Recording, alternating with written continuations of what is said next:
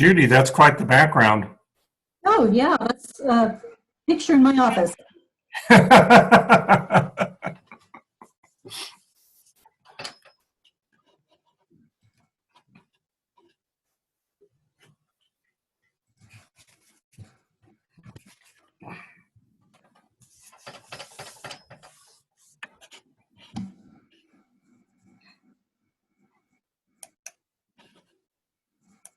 Judy, can you hear me?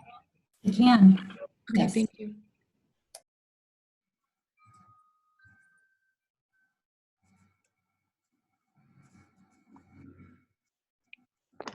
Hello. Hi.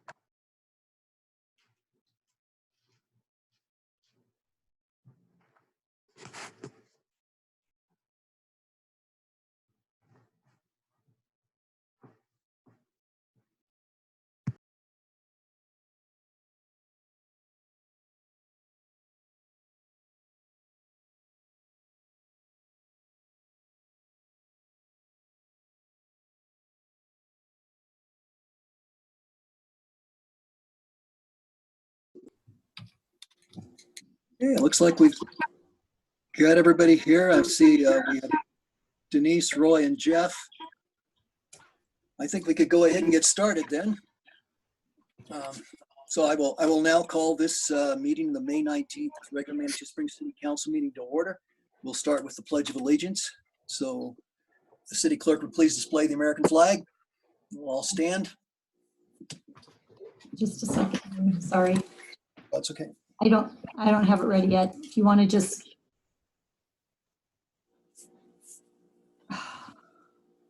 Can we? Sorry, I don't have it ready yet. Let me see if I have it on my You desk. can just skip it this week. Well, you can imagine. If you don't mind. Okay. All right. So we'll take a pass. Oh, I'm sorry. It's okay. Then if the city clerk would please call the roll. Yes. Members, Edith Chandler, Present. John Shada, Here. Julie Wolf, Here. Susan Wolbrook, Here. Mayor Pro Tem Nancy Fortune, Present. and Mayor John Grant. Here. Thank you. Thank you. Okay, so the next item is approval of the agenda. We have a motion to approve the agenda. I move approval. We have a Second. Any discussion? All in favor, say aye. Aye. Aye. All opposed, say nay. Passes, okay. Next item is public comment on non-agenda items. Judy, I think we have several people who've expressed an interest in speaking tonight. We do. So as soon as you speak on public comment, I will be happy to announce who's has their hand up. Excuse me, I'm getting some serious feedback. Are you guys hearing that too? A little bit, yes. I'm gonna put, is there any tricks to try to avoid the feedback, Judy? Does it make a difference if I mute myself or something? If you have Zoom going on 2 devices in the same space, you have to mute one of them. So if you have your phone for the audio and your video is no. I'm just on my internet right now. I'm not on my phone. But now I'm not hearing it, so. Okay, Go ahead, sorry. we'll cross our fingers. Okay. So if I could ask the city clerk, do we have an idea how many people we have want to talk tonight? To speak? Currently we have 3 people with their hands raised. Okay, great. All right, before we go into public comment on non-agenda items, I'd just like to point out that when we meet in person down at City Hall, we typically have the individuals who want to speak fill out a little form, and that includes their contact information so that if we need to get back to you, we can. So for those individuals who've called in, please make sure that the city clerk has contact information so if we need to get back to you, we can. A couple things about public comment. We typically try to keep the comments to 2 or 3 minutes per person, so please be concise. If someone has already spoken to your issue, please try not to be repetitive. And then typically we will listen, but we won't respond back with a discussion on non-agenda items. So we'll just, we can perhaps move that on to something in the future. With that said, City Clerk, if you could bring forward our first commentator. Let me just. So our first one with the hand raised is Craig Karnick. And let me bring him over. Or, okay. And let me make sure he has access to his, okay.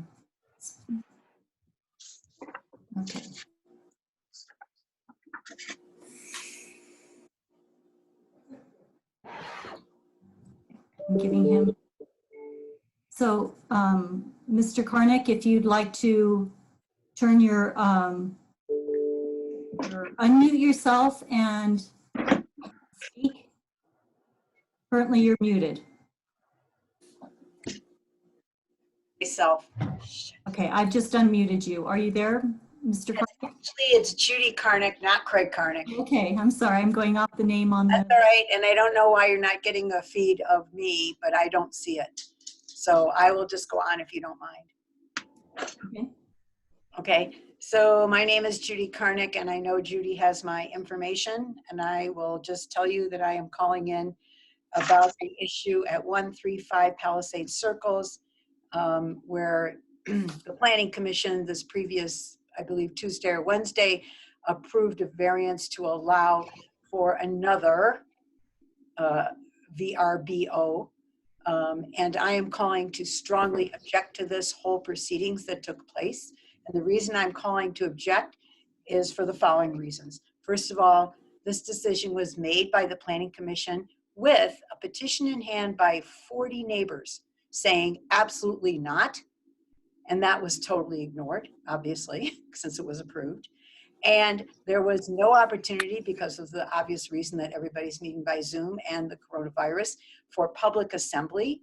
And that is key to the interaction of city, state, federal government. You cannot deny citizens who are upset a chance to voice their opinions directly to the Planning Commission or any other commission.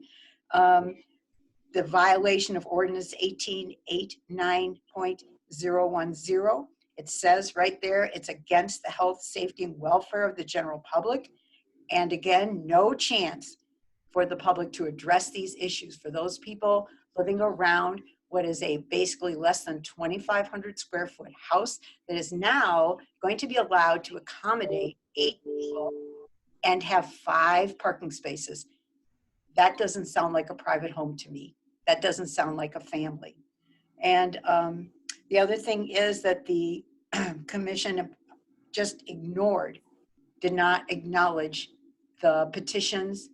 And I see no reason why, if the commission knew that all of this was in question, why they did not put it off instead of approving it and leading to an appeal, which is what I'm working on right now.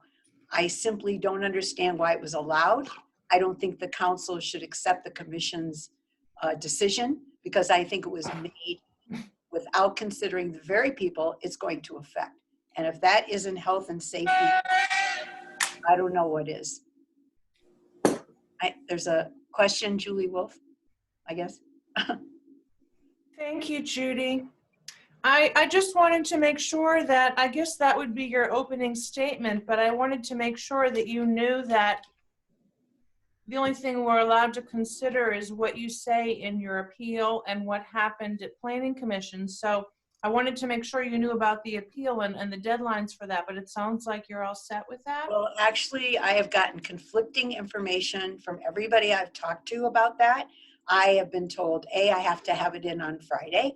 B, I have it in on Saturday when there's no council. C, I don't have to have it in until Tuesday. That includes both the appeal and the check for $550, which we have to raise citizens in this neighborhood to defend themselves, which is, I think, personally horrible. But that's neither here nor there. Question is, I still don't know what I'm doing because no one will give me, apparently everyone's a little confused. Memorial Day is Monday, Saturday is Saturday. I didn't understand this included non-business days. And so I am totally confused, actually, and I'm impressed that you thought maybe I have my act together, but I am trying really hard. We have already raised half of the amount we need to file this appeal. Yeah, okay, Judy, I think we've gone over the 3 minutes, and it's not customary that we respond to a person making a comment, but I noticed that Denise Howell has her hand raised, and I think perhaps she could add something useful at this point. So this will be a little bit of a stepping outside protocol, but Denise, could you answer back, please? You're muted. Denise, you're muted.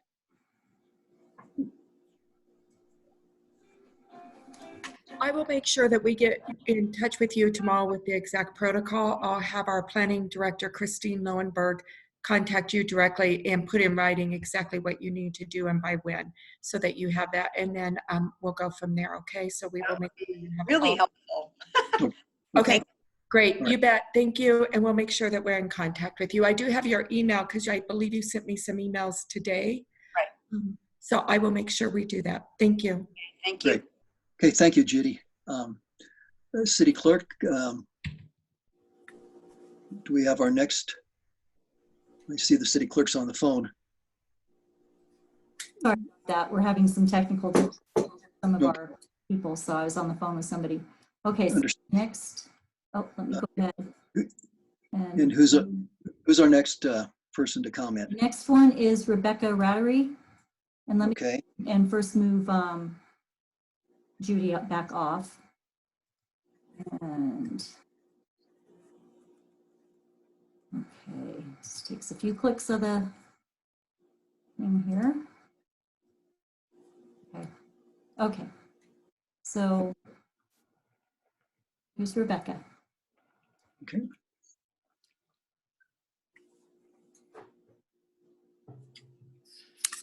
Can you hear me now? Yes, Okay, wonderful. Since my remarks from last month's meeting are on record, I'll not repeat what I said at this time, but I would like to give you a little history. The business of the Iron Springs Chateau has existed in Upton Canyon for 140 years. It began as a tourist attraction, and as time has gone by, it has existed as a number of businesses, but has always come back to being a tourist attraction. For the last 60 years, we have been a dinner theater surviving by the skin of our teeth in the uncertain business of entertainment and tourism. Since my partners and I bought this business, we have endured the aftermath of the Waldo Canyon fires, the floods of 2014, which we again endured in 2015 when a spring opened up underneath one of our dining rooms. We recovered for a short time in 2016, but then in 2017, the Cog Railway announced its closure for repairs. In the following years, we saw a drop of 15% across the board in our dinner theater. And now, in 2020, we have the crisis of a global pandemic that has literally halted tourism in our state as a whole. In 2013, the Incline was legalized and formally instituted as a Colorado park. The opening of the Incline saved our business from these storms. Paid parking has allowed us to financially weather these storms, as well as make essential repairs, maintenance, and improved aesthetics that have benefited the entire neighborhood. This year, we face a different crisis. This year, it's not a storm, a fire, or an act of God, but our own city council that actively prevents our ability to weather this crisis. This year, we need the foot traffic that the Incline creates just to survive.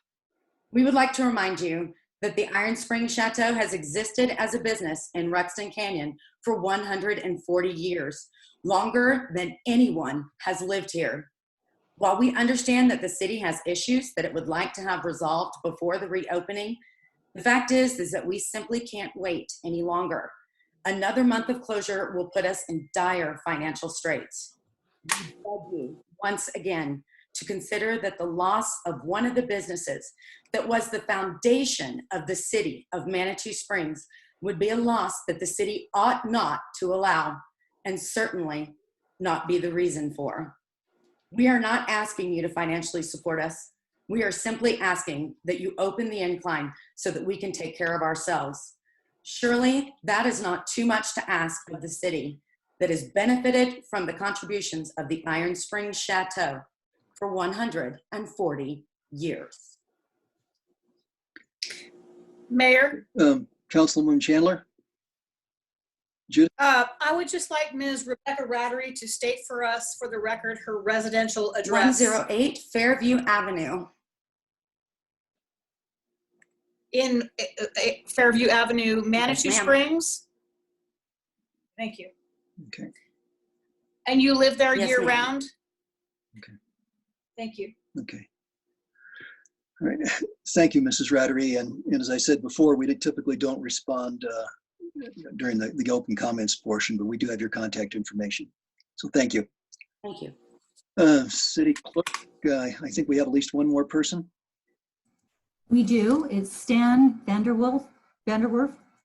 Okay, Bringing righty. over. And yeah, okay, so I did speak briefly to Stan just a few minutes ago. He said he had something he'd like to mention about county funding, and that would be appropriate to carry it out or do it during the public comment time. This is not really an agenda item, so if we would recognize Mr. Vanderwerf. Sorry, I popped him back out and back in. And can you hear me at this time? Yes. Yes. Okay, thanks. Thank you very much. I will reserve these comments for just a couple of minutes because we do have another topic on your agenda that I will stay in your meeting so that I could offer some comments on that. That's something that's on the agenda, but not on the agenda was a pronouncement today by the county with regard to some of the distribution dollars of the 84 million that we are retaining. As you know, we distributed a large amount of that money to the municipalities. That's going to be the topic of the IGA that will be later in the agenda. But for the 84 million that is being retained by the county, we identified today in our board meeting that 14 million of that is going to be preserved for economic recovery. And 4 million of that is going to be placed with the Pikes Peak Workforce Center. The key component of that is to help people get back to work, and there's two ways that money will be spent. One will be to augment the Workforce Center staff, and the other will be to plus up the training dollars so that people can be trained and get the certificates and other skill sets that will allow them to get into new jobs. It's our anticipation that the Workforce Center in a typical year would put 15,000 people into work. we're going to need to put about 30,000 people back to work in the second half of 2020. So of the 14 million, 4 million is going to the Workforce Center. 1.5 million we will be setting aside for 501c6s and 501c4s, which the federal legislation has not authorized funding for. I think this is very important, and I appreciate the opportunity to share this with you. You have a chamber, and they are most likely a 501c6. So this will be an opportunity for them to apply for some money from the county to tide them over. Chambers are critically important functions within communities to help businesses survive, and we're interested in the chambers also surviving themselves. So that will be something that's opening up. We also have $900,000 in there to be added to enterprise zones to help with the enterprise zones. And we also have another 7.4 million that's going to be distributed through a grant relief program that will go to businesses and other functions. So I just wanted to say that briefly to this city council so that you're aware of some of the ways that we're going to spend that 84 million that will go out into the community to help the community. And then one last point, I'm just sorry it has to be this kind of an unfortunate circumstance for me to meet a few of you who I have not had a chance to meet. Some of you I have met before, and look forward to meeting with you again soon. Not too long ago, your mayor and I, before we had the lockdown, we went and had lunch and talked for a while so that we've got, I am interested in doing what we can to work between Manitou Springs and the county to make sure everybody survives this as best we can. And I look forward to meeting the rest of you that I have not had a chance to meet with, hopefully in the near future. That's the end of my comments. Thank you. Okay, great. Thank you, Stan. Appreciate it. We'll hear from you later on too. Okay, I'll be standing by. Okay. Judy, do we have anyone else for public comment? At this time, I do not have any other hands that are raised to speak. Okay. All righty, then we'll conclude the public comment on non-agenda items. Next item is the consent calendar. Would entertain a motion to approve it. I move approval. Okay. I second. Okay, we motion second. Any discussion? Okay, let's all vote. All in favor, say aye. Aye. Consent Aye. calendar. Consent Aye. calendar. Oh, I'm sorry. And any opposed? No opposed. So the motion passes unanimously. Consent calendar is approved. New business. First item of new business is the Ward 3 City Council vacancy. We have an interview of our two finalists back from 2 weeks ago. So the quick order of business here, we have 5 questions for the candidates. The city clerk will ask the questions of each of the candidates. We'll take responses alternating. Then we'll start off alphabetically so that David Armstrong would respond first to the first question. And we'll go through those 5 questions. After that point, I think we'll just do a quick assessment of city council to see if we're ready to vote. And then presumably we can go into a voting phase. So with that said, we see that both of the individuals are present. Mr. Armstrong, Mr. Bremer, welcome. Nice to see you guys. And we'll hand this over to the city clerk for the questions. Okay, thank you. So we can just jump in with question number 1, and we're going to start with David Armstrong, and after David, then it'll be Steve Brimner. So the first. Judy, Mayor, I'm sorry. I was wondering if we could bring up the candidates as they're speaking onto our screen. Okay. Yeah, I'm sorry. I could see them both on my screen, but Judy can we? I can't change the order. The only thing I could do would be moving back and forth off the panelist list, which would take a few minutes or a couple of. That's right. I just can't see them on my screen. So thank you anyway. What? Yeah. Could move Roy and I off so that they could move up and we could go off right now. I think I can move you. I don't think I can move Roy because he's a co-host, but Okay, you can move me off for now. let me see what I can do here. And you can move me off, Judy, too. That's okay. We'll keep you on there. I'm going to move, if it's okay, I'll move Jeff off. Is that all right, Jeff? Fine by me. Appreciate it. I'll wait to come back in again. Well, you can stay on. Just stay on. I'm just going to slide you over to the other side. Yeah, no, that's fine. Okay, all right. Is that better? Nancy? Okay, Yes, perfect. Thank you so much. very good. Okay. Okay. So our can all first- the council members now see our two candidates? Okay, Susan, you can. Julie, can you see both? Okay, Yes, thank Judith, you. John. Okay, all right. I think it sounds like we're in a good position now. So, okay, Judy. Okay, so our first question. If you were to pick one specific area in the next 2 years that this council should focus on, what would that be?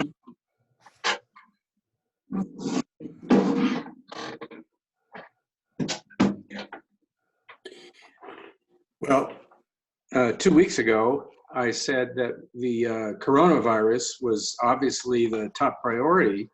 And it certainly, I think it still is in terms of public safety, economic viability.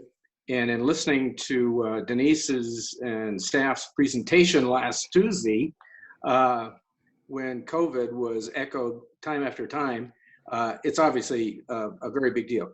However, what really interests me the most at the moment, and has a fair amount of overlap, is the Ruxton Avenue corridor, because that's brings virtually all the key issues in Manitou right now together: the incline, the COG reopening, the impacts on residences, city finance, parking, traffic congestion, certainly Hiawatha Gardens, and what are we going to do with that very valuable piece of real estate upon which we are paying the mortgage off monthly, and of course public safety. So yeah, Ruxton Avenue corridor. Okay. So Steve, same question. If you were to pick one specific area in the next 2 years that this council should focus on, what would that be? Well, I would say quality of life, and that includes, of course, Ruxton corridor. That's the big part of quality of life. Getting the cars off of the streets, Ruxton as well as Manitou Avenue. And David mentioned the Hiawatha potential. We've talked about, I've heard talk about a parking garage there. Maybe we could get the cars off of the streets, not only of Ruxton Avenue, but also Manitou Avenue, make it more livable for the residents as well as the people that come to visit. I think you get more people walking around, visiting the businesses, that kind of thing. So I think the emphasis should be on quality of life in Manitou Springs. Thank you. Okay, so this next question, we're going to start with you, Steve. If you were to formulate policy as a result of the Ruxton Mobility Study, what are some actionable items you would like to see implemented? That's a very relevant question. I'd like to get the cars off of Ruxton Avenue because that impacts not only me, but it also impacts all the residents on Ruxton Avenue, which is basically a large portion of Manitou Springs. I don't think that the people driving up Ruxton Avenue looking for a parking place are also very happy. And the way we could do that would be to make all the parking only residents only. And as far as the COG goes, we're going to have to address that as well. Because when the COG opens up again, there's going to be all those cars coming up to find a parking place in the COG parking lot. So I think if we do move forward with something kind of a parking garage at Hiawatha and potentially one at Soda Springs, or at, not Soda Springs, but the old soda bottling plant, I mean, somewhere in that vicinity. So we get the cars parking outside of Manitou proper, and the COG could partner with that. They could have their own shuttle from, say, the Hiawatha parking lot up to where the COG terminal is, in addition to the parking. So there would be one shuttle for tourists, regular tourists just going downtown or maybe to the incline, that kind of thing. And then the COG would have their own shuttle that goes from Hiawatha up to the COG terminal. That would alleviate a lot of the traffic on Ruxton Avenue. Okay, thank you. So David, would you like me to repeat that? No, that's okay. Speaking of repeating, I'll mention a couple of things again that Steve already addressed, but maybe in a slightly different context. Years ago, I despaired of Ruxton ever being made really livable for the residents, and the traffic has only, as you all know, gotten a good deal worse. And I think that is obviously the key here, is to make it livable for the residents. The first thing I would hope to do, as outlined in the study, is to limit the parking at the west end of Manitou. And I'd like to see nothing but for residents and have employees and visitors take a shuttle. And that, of course, ties into, well, where is parking going to be? And that relates to Hiawatha Gardens, and I think a parking garage in all likelihood. But as Steve said, to the degree possible, keep it out of the center of town and moving up Roxanne Avenue. I think alternate modes of transportation, I'm not a transportation planner, but having spent a great deal of time in Germany where they've wrestled with this kind of thing very successfully, there are possibilities. And I'd like to see electric vans and smaller buses being the only way for non-residents to get up Ruxton. Now, maybe that's a bit extreme, but at least I think it heads in the right direction. I think management of the incline is a key part of that. Right now, the incline in many ways is just out of control. Fortunately, I believe Roy and some collaborators have come up with a pretty good approach based, I believe, on Hanging Lake in Glenwood Springs or the Glenwood Canyon area, where we could make some significant improvements on managing the incline. And the last thing is, I sure want to hold the COG responsible and accountable for the terms of the agreement. Now, having argued strongly against the previous deal that we made with the COG, that's done. It's over with, and I think what we need to do now, from now on, is just work with the COG in a positive, collaborative way to cooperate on finding solutions. All right, so we're going to start with you, David. Thinking of quality of life, how has it improved or deteriorated for residents of Manitou Springs? Oh, one of my favorite topics. I assume that I'm expected to be relatively brief here. Well, the big one for me in the last period of time is the changes we've made in staff, and not only in terms of people. I think that's been a tremendous improvement. I believe I mentioned 2 weeks ago, when I looked around, I think at Denise Howell's maiden address to the community, every single face was new. And I found that immensely encouraging, and I've heard a great deal of positive things. Now, I don't expect the city administrator or the department heads to be perfect any more than I expect myself to be. But I think we could all see last Tuesday the tremendous amount of work and thought that has been put into the various departments. I told Denise I thought her slide presentation was too long. On the other hand, it was invaluable because it showed just what staff is doing and the scope of it. So that's a big one. Yeah, that's a big positive one. A negative one is that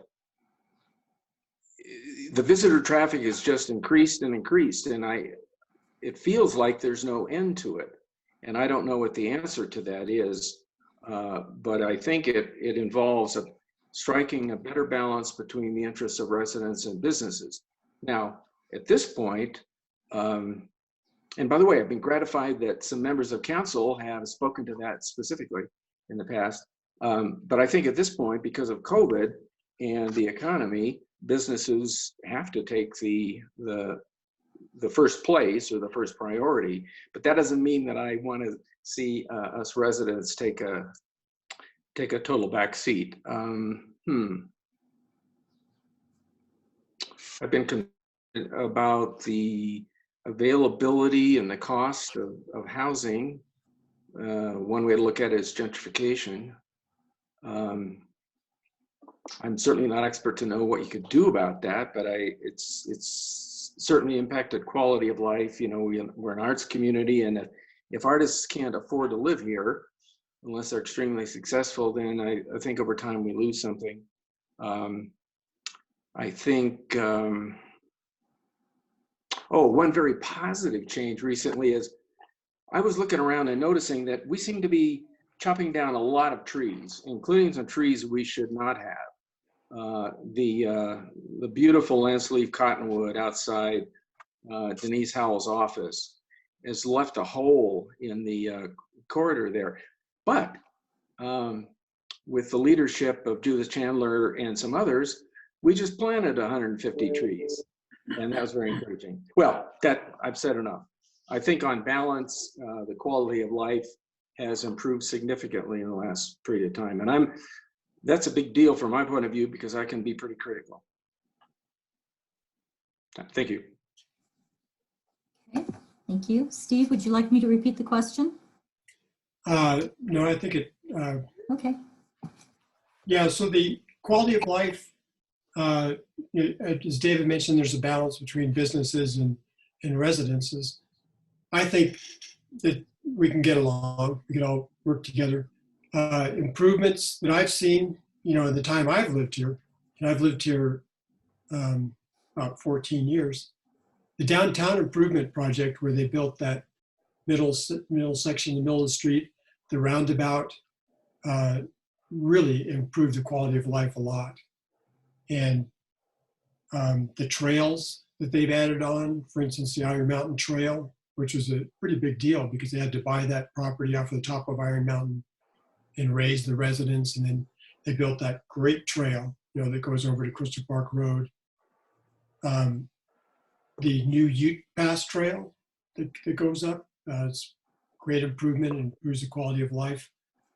As far as knockdowns on the quality of life, of course, is the ever traffic problem that keeps on increasing. And I think we need to get ahead of that because the future is coming. I mean, it's really here now.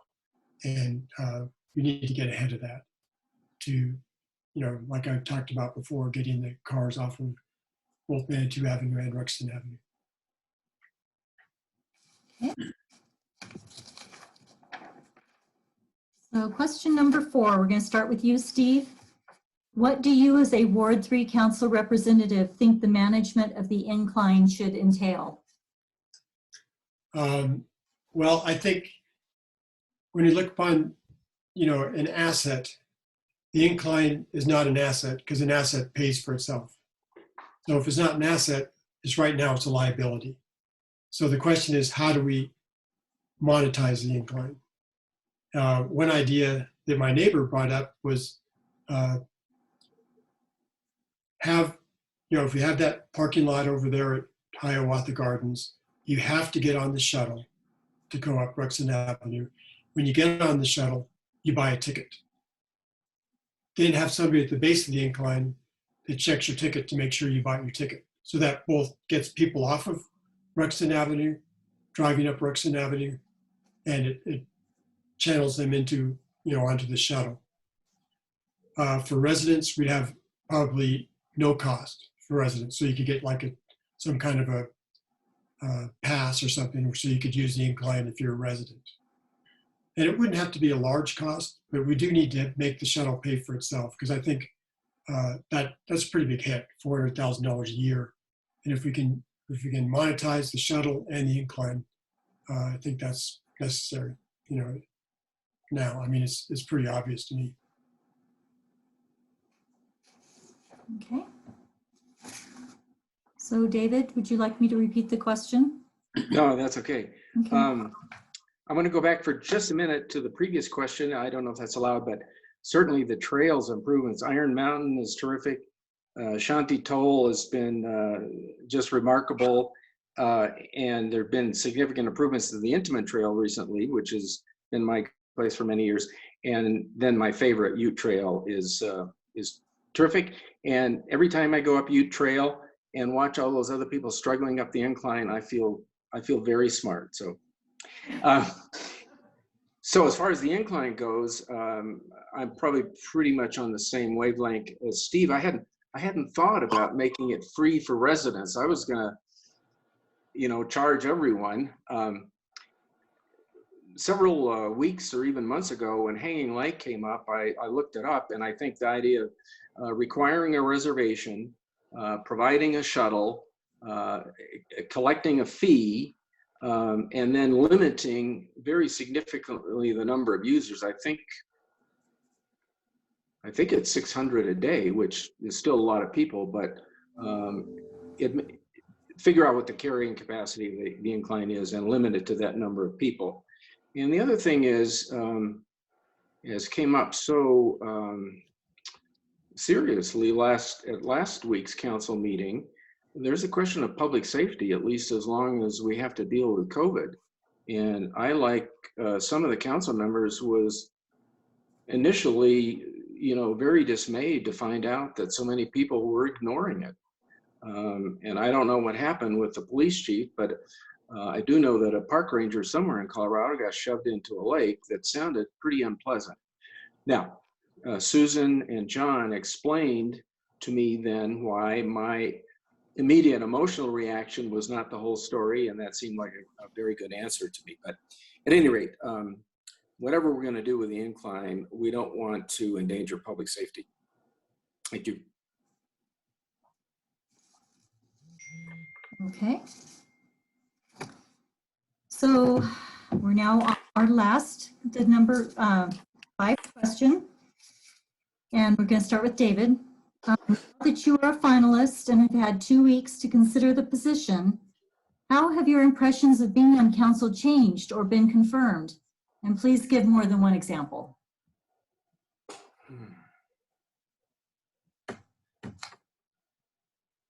Well, as I can relay, after one conversation with a council member, I spoke with everyone and Denise Howell in the last 2 weeks, and also with some previous council members. I found it's been sobering. It's definitely been illuminating. I've learned things that I did not realize. Some of it pretty serious, and it's been encouraging. John Shade has been on council for, 8 years before in this current term. Nancy and Susan have extensive experience, but Judith explained to me that there is a learning curve. And I know that theoretically, but she put it in concrete terms. And it made me realize that there is a lot that I don't know. Now, one thing it confirmed is that it's a lot of work. If you do it conscientiously, and I think obviously everyone does, connected to that, it was invaluable to have clarified for me the division of labor between the amateurs, council members, and the pros, and that's city staff. One group makes the decisions and the other group implements those decisions. Now, obviously it's not, a black and white 100% thing, and we've got to have a mutual trust between council and city staff, and particularly the city administrator as the key connection point to make that work.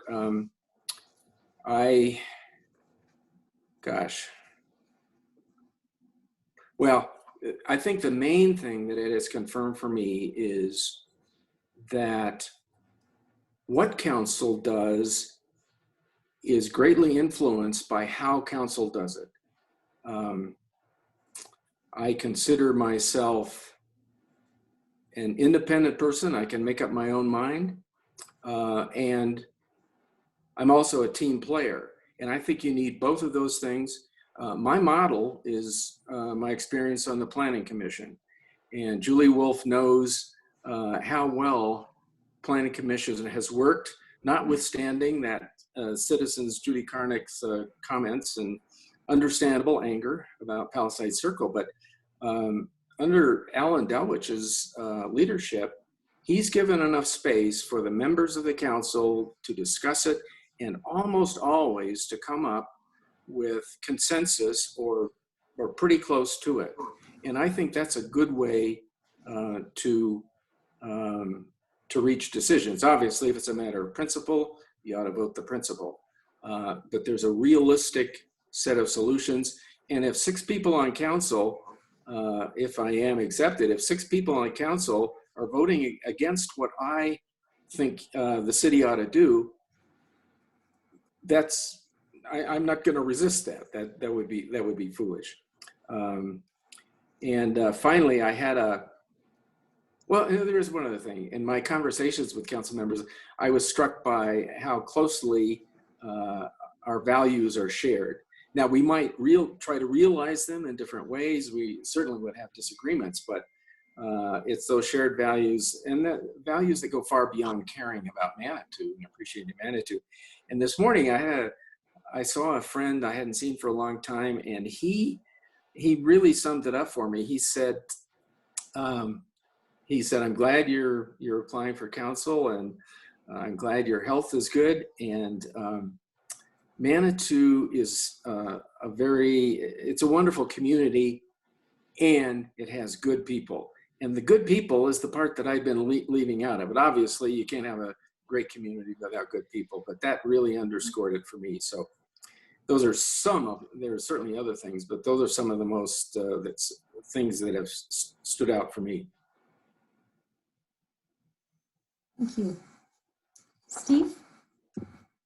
Yeah, in the last 2 weeks, I've had a chance to meet with most of the city council members and the mayor, as well as Denise Howell. And, my biggest takeaway is, there's a lot going on in this small town that I wasn't really aware of. And especially when talking to Denise Howell, we sat down for a solid 2 hours. And she talked about, all the different departments, activities going on. So that's my biggest takeaway. The other, talking with the city council members and the mayor, what struck me is how much, as David said, we share the same values and often the same opinions and viewpoints about how Manitou Springs should go forward. So, as far as I'm concerned, if I'm chosen, then it's going to be a really fun journey. That's all. So it sounds like that concludes the 5 questions that council had selected to ask. Judy, may I add one last comment? I very much appreciate the time and effort that the council has put into this, listening to the 5 of us 2 weeks ago, and then Steve and me today, and taking what we have to say very seriously. I appreciate it. And I hope you'll vote for me. Thank you, Mr. Armstrong. And it seems only fair that we would offer Mr. Bremner an opportunity to make a final comment also then. Well, I guess my only comment is, in both last time we had the session 2 weeks ago, as well as tonight, I never really talked about my career. And I think it's important to understand that, I've also got project management experience. I have a project management master's degree in project management. I'm a project management professional. So, there's that. I just wanted to make sure that people are aware, I've also got that background. Okay. Thank you very much. Well, council, at this point, I'd like to kind of go around the room and see how we feel, if we think we're close to a vote here, if we're ready to vote. We've also got the proposed method. We can go by chat. We can vote like we did 2 weeks ago. We have that option. We can entertain a motion, nomination for one of the 2 candidates. And then third, if we need to, the city clerk has an app on her phone for doing a coin flip, so we could, I guess it's envisioned as being in the event of a tie, we could use that as a tiebreaker. So we do have the coin flip. So we've got that. I'd like to start off. Councilwoman Chandler, please. You're muted. Judith, you're muted. You're muted. Oh, can you hear me now? Yes. I would vote for voting via chat, and if it is a tie, then going to a coin toss. Okay. And you're ready to vote, you think? I am. Okay. Vote via chat. Okay. Who'd like to go next? I was just going to say, if we vote by chat, just remember to send it privately to me so that I can wait till I have all 6 votes in, and then I can announce them. Okay. Councilwoman Wolf? Sorry. Council. Oh, thank you. I'm comfortable with doing the chat vote first and then coin toss as a last resort. I'm in favor of that as well. Okay, thank you. Mayor Pro Tem Fortune? Yeah, I would love to hear from my fellow council members if they have anything. Quite honestly, I'm ready to toss my own coin here. I've gone back and forth on this a lot over the past 2 weeks. And both and I want to say to both candidates, I appreciate your good nature in all of this, because it's been a challenging process. But if any of my fellow council members have anything that they'd like to contribute, I mean, I literally am going back and forth. So, Councilwoman Wolf again? Oh, if I may, I'd love to contribute a comment, Nancy. And my comment is your comment from last Tuesday, which is that, yes, both of these candidates are qualified and we're very lucky to have the problem that we have. But I really want to see that neighborhood get its own representative. They've been promised year after year, they've been promised that they will have their representative from Ward 3 fix the problem. And in spite of good intentions and all, it hasn't happened yet. And I really want to see this neighborhood have its own representative. I think that's imperative. That would not be my only criteria. If I felt that Mr. Bremner were unable to do a good job, I wouldn't be saying this. But considering that both of them, as Nancy just mentioned, are so qualified, they both have a background in project management, that's an important, helpful skill to have when we're trying to figure out how to resolve a big picture into something that's manageable. But I do think it's time for that neighborhood to have their own representative. And heaven knows, since Dave lives in the same neighborhood that Mayor Graham and Councilman Shada and I all live in, our neighborhood is very well represented as it is. So that's a big consideration for me personally in trying to decide between these admittedly well-qualified candidates, both of them. Okay, thank you. Councilman Shada, Councilwoman Wilbur, who'd like to go next? Susan? Yeah, I'll go next. I'm ready to vote. I don't have a tremendous amount of comments. I think that, again, it's been great to have so many applicants and obviously narrow it down to 2 well-qualified applicants. It's not necessary that I disagree with Julie's comments, but you can look at it another way. There's a big concentration of trails and open space that'll be on this board that'll leave other boards and commissions not maybe as well represented because of the experience base. And I'm not trying to argue, I'm just saying that there's a lot of different ways to look at it. Another way to have solved the representation problem would have been for either, and this is just something that could have happened, would have been for Julie or John Shada to take the Ward 3 vacancy and open this up to the entire community. We didn't consider that and we didn't talk about it, but that was certainly out there as something that could have happened if the main concern was neighborhood representation. So those are just a couple of comments that have been rolling around for me, but I'm ready to vote. Thank you. Okay, thank you. Thank you. Mr. Cheda? You know what? I'm with Nancy.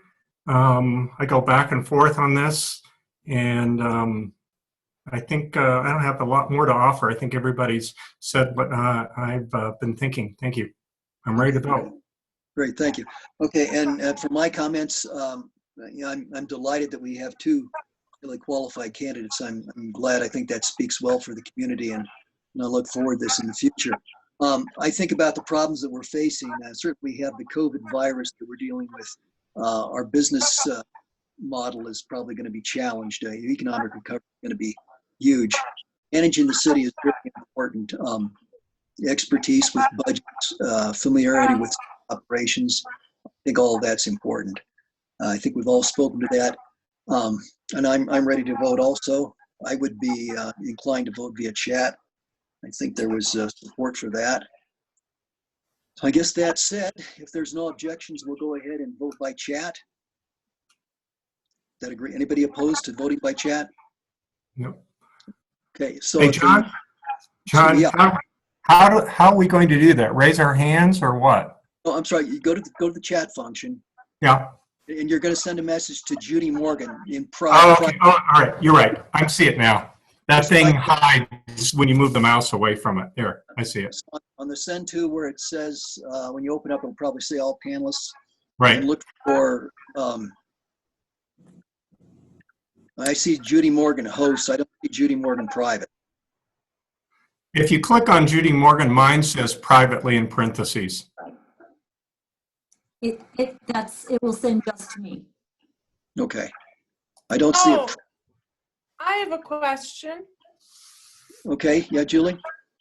Thank you. When I hover over Judy's name and Judy's picture, it still just says host. It doesn't say private, but is that how I should go ahead and submit my vote anyway?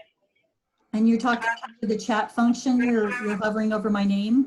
Yeah, I went to chat and then that brought me to 4 names.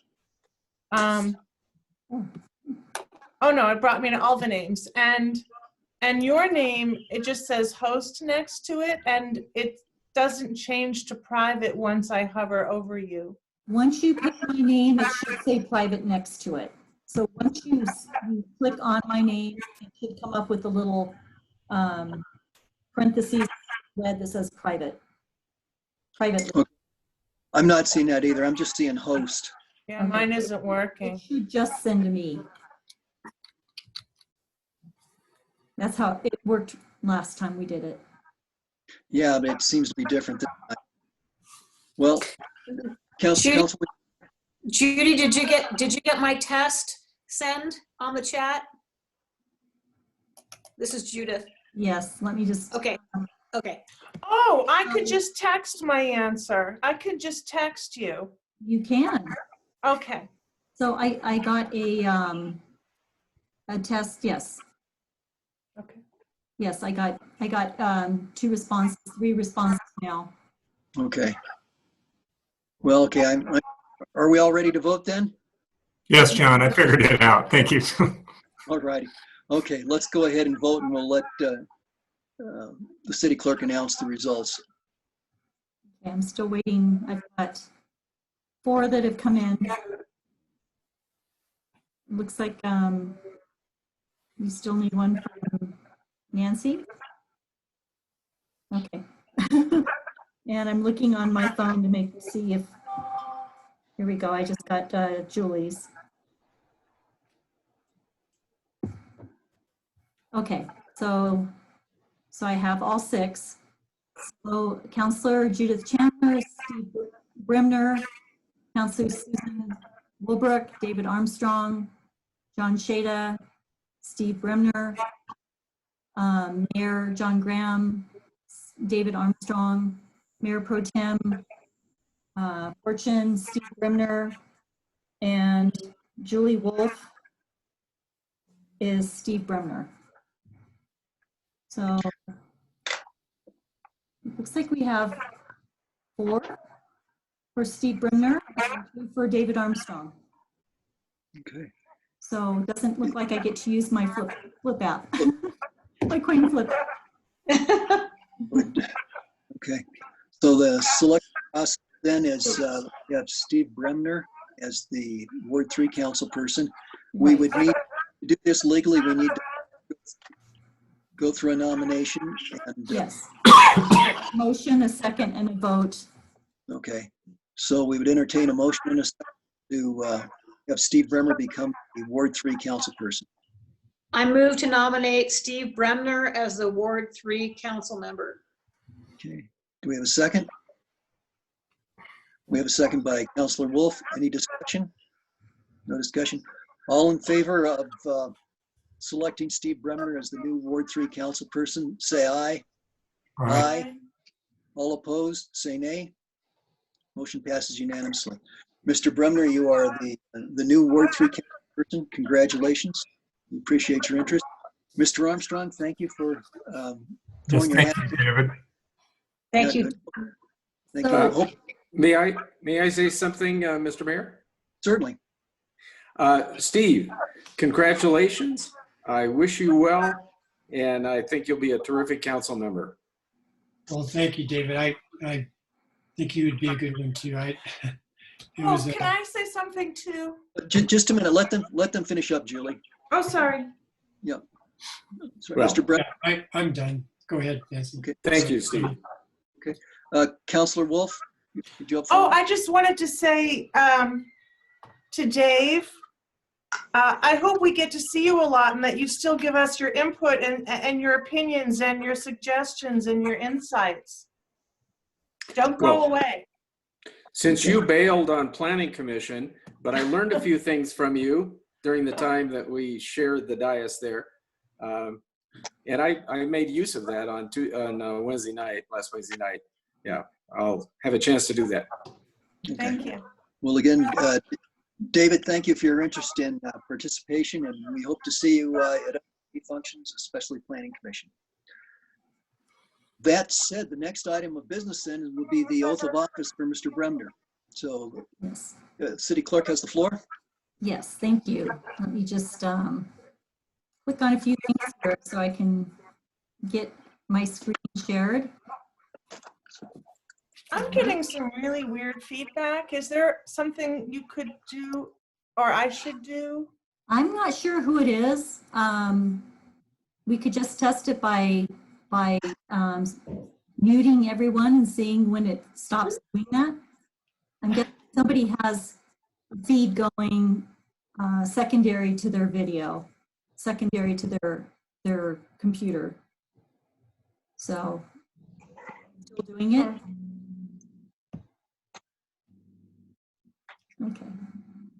You can go ahead and I was going to share a screen to do the oath of office. Mayor, is that, should we go ahead and move forward on that?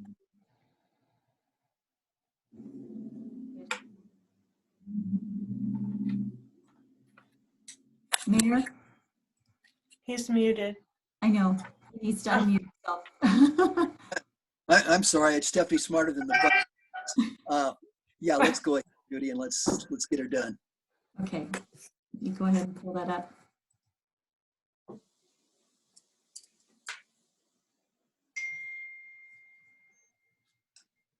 Okay, so can everybody see the oath of office? Yes. Okay, thank you. And you as well, Steve? Yes. Okay, so if you'd like to raise your right hand and repeat after me. I, please state your name, I, Steve Bremner, do affirm do affirm that I will support the Constitution of the United States, that I will support the Constitution of the United States, the Constitution of the State of Colorado, the Constitution of the State of Colorado, and the laws of the State of Colorado, and the laws of the State of Colorado, and will faithfully perform the duties of the office of Counselor Ward 3, and will faithfully perform the duties of the office of Councilor Ward 3, upon which I am about to enter to the best of my ability. upon which I am about to enter to the best of my ability. Good. You are now sworn in. What we will do is I will send this to you, and if you can go ahead and sign it and get it back to us as soon as possible so that we have a signed official oath of office. Okay? Sounds good. Thank you and congratulations. You're now a counselor. Congratulations. Oh, thank you, Judith. It seems to me like we could all unmute and applaud. Would that be okay to have a little applause? You're gonna get a business card. Oh, that's nice. That's the big prize. Don, could I say something? Yes, Mayor Pro Tem, please. Thank you. And Steve, I hope you have access to your packet since you will now be fully participating in the meeting this evening, and we do have 2 or 3 votes. So it was probably a lot to expect you to have reviewed the packet, but you will be expected to vote on a couple of issues this evening. Hopefully you have another computer or something, you can pull it up and take a look. But you will be we will get a briefing on each of them. So I thought it might be useful for you to know that. Okay. And I brought our city administrator, Denise, back over and our attorney, Jeff Parker. Okay. All right, then. The next item of business is consideration of resolution 2020 approving an intergovernmental agreement with El Paso County for the CARES Act local distribution for coronavirus relief. Okay. Let's see, and I believe we have County Commissioner Stan Vanderwerf. Okay, I've also got our finance director. Okay, I'm sorry. So I'm sorry, Becca, I believe, has the next part of the presentation. Okay, and I also have Stan with his hand up. Would you like me to bring him over for now? Please. Or Yes, let's go ahead and bring Stan over. okay. And okay, let's just make sure good. They both have video. They both have audio almost. And this is Commissioner Vanderwerf. If you can hear me, then we're all good. Just happy to participate in this and listen to what you have, answer any questions, and depending on how this goes, congratulate you perhaps. So I will stand by. Okay. Okay, so before you is a resolution to approve an intergovernmental agreement with El Paso County to receive funding from the CARES Act. The background for this is on March 27th, 2020, the United States Congress adopted the Coronavirus Aid, Relief, and Economic Security Act, which established a $150 billion coronavirus relief fund. On May 5th, 2020, the county voted to disperse to the local governments a part of the CARES Act fund pursuant and subject to the terms of the intergovernmental agreement before you. The total amount of this funding for the city is $431,381. Here to speak on this IGA is County Commissioner Stan Vanderwerf. Okay. Well, I didn't know that I actually had a speaking part, but that's perfectly fine. I'm happy to describe for you a little bit about what is in this. First of all, and this may be obvious to everybody, certainly the ones that were involved in negotiating this with El Paso County, there are requirements in here for reporting, and they are not small, but it is the exact same requirement that is imposed on the county in order to receive our share of the CARES Act funding. So all that we are doing here is just simply reflecting those forward for anybody that is a recipient. And you may know that the way this happened, why El Paso County received an allocation, was simply because of the way the CARES Act was written. For any public agency that had a population in excess of 500,000, they received an independent allocation of these funds. So El Paso County received an independent allocation that was not part of the state's allocation. The state also received an allocation, and there is an ongoing discussion between the state and the other counties that did not meet the 500,000 person requirement about potential distribution there. But we did receive ours, and the CARES Act didn't say anything about local governments providing a distribution, but it did have a formula in the CARES Act that they were asking the states to abide by. We decided that it was important for us to follow that same formula, even though we were not required to do it. And that was based on a population, a census basis. And that's how we were able to calculate and determine what each municipality in El Paso County received. So you may or may not know this, but every municipality that is in fact incorporated is offered a distribution, and some of these have already been completed and some are still in finalization. That includes Calhan, Colorado Springs, Fountain, Green Mountain Falls, yourselves, Manitou Springs, Monument, Palmer Lake, Rama, and Rama. And so all of those have been offered allocations, and some of those allocations have already taken place. Obviously, your consideration tonight is how you would agree to receive those allocations.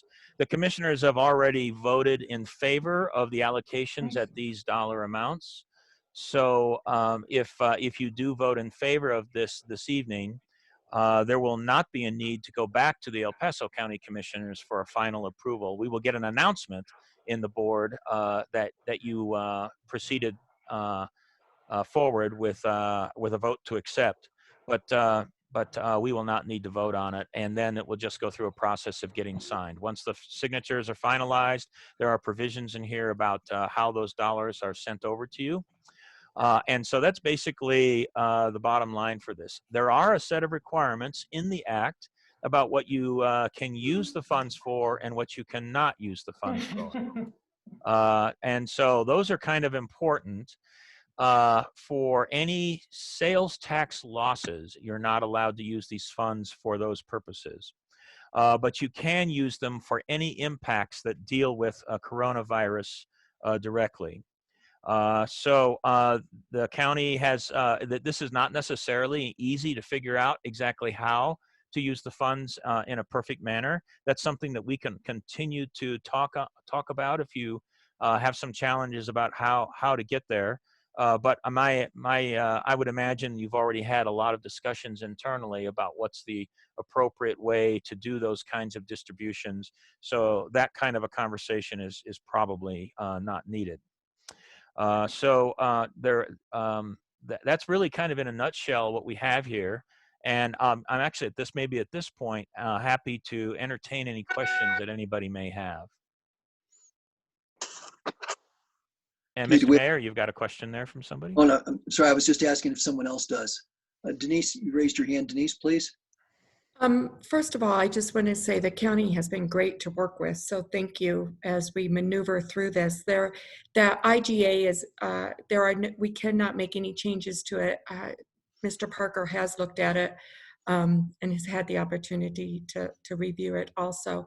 But Becca is leading the efforts, and I know just today the county staff submitted to the commissioners of their proposal of how they would spend that money accordingly. So we are not behind the 8 ball. We will be bringing that to you next week.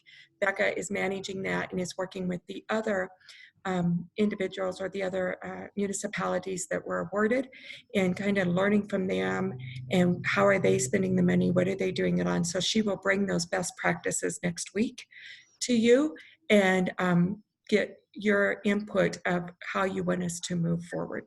So we are not behind the 8 ball in this at all. We're right there and we're moving forward as quickly as we can.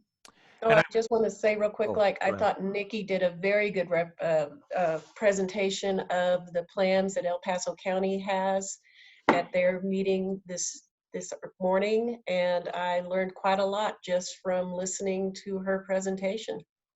And thank you. Thank you, and I would like to echo the comments that were just expressed. So you are not behind in comparison to any of the other municipalities in El Paso County. The city of Monument just last night voted in favor of receipt. So you're right, in lockstep with the other municipalities. And we kind of anticipated that timing would work more or less through the course of this week. So, and there are reporting requirements and there are compliance requirements. There are a bunch of shalls in here that need to be followed. If the funds are not used by the end of the year, we require that the CARES Act requires that they be returned. And there are penalties about loss of part or all of the dollars should there be non-compliance. But I'm sure that everybody that we've spoken to understands all of those things, and we'll be able to proceed forward. I can also, if there's of any interest, offer some examples about how the county is distributing those funds.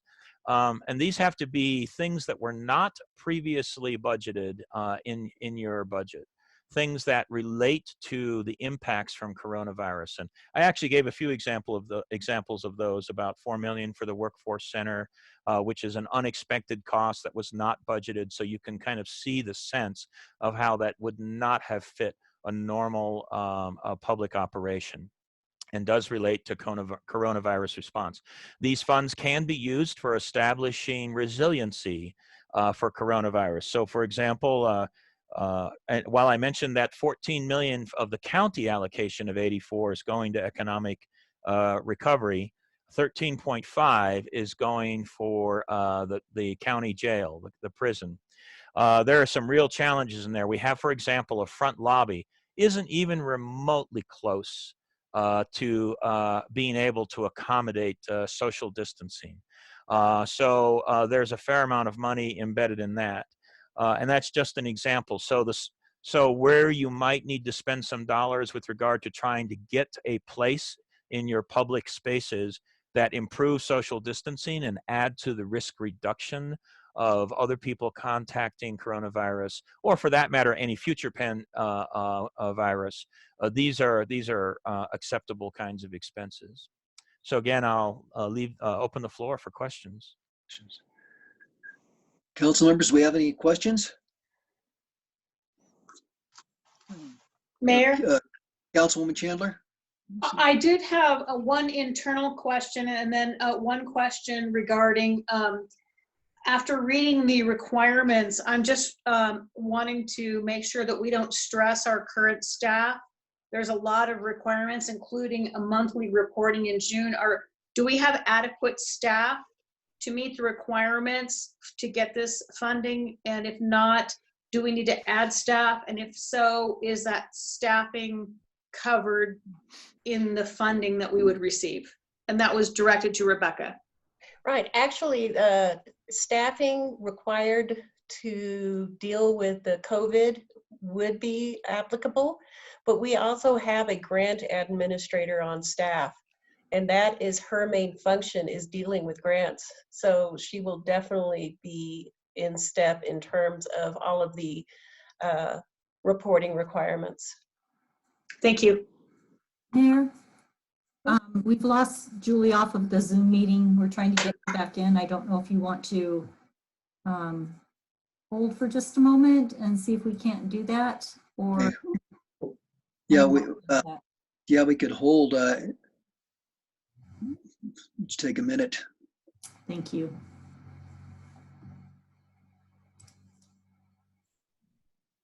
Any other questions? No, wait, sorry, I forgot. We have to wait. That's good. We do have to wait. Well, we could talk about weather or, other things right now, like hoping to go hiking again soon, something like that. And for whatever it's worth, I know that a lot of people in Manitou Springs really enjoy hiking. So I hiked the Dixon Trail on Sunday, all 15 miles of it. Congratulations. Yeah, Good. Thank you.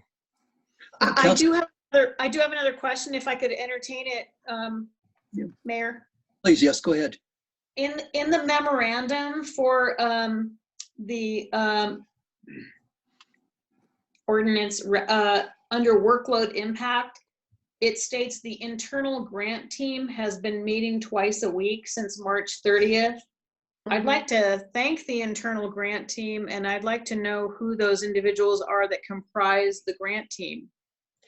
Christine, our planning director, is the head of it. And then myself, of course, our grant administrator, Crystal Abeda. She's actually funded through a grant from the state. So she's not costing the city anything at this time. And finally, Karen from a planner who we have in Public Works. Thank you. I appreciate all your hard work. Thank you. Yep, they all been great. We've Thank been you. really doing a lot of brainstorming. Judy, can you give us a status on how we're doing with Julie? We're working on it. A few more minutes then? Yes, please. So we had a little bit of rain here today. I live up on top of Crystal Park, so. Okay. Oh, Becca, do you live in Crystal Park? Is that what you just said? Yep, up Great. at the very top. Okay. I see Denise has her hand up. Denise?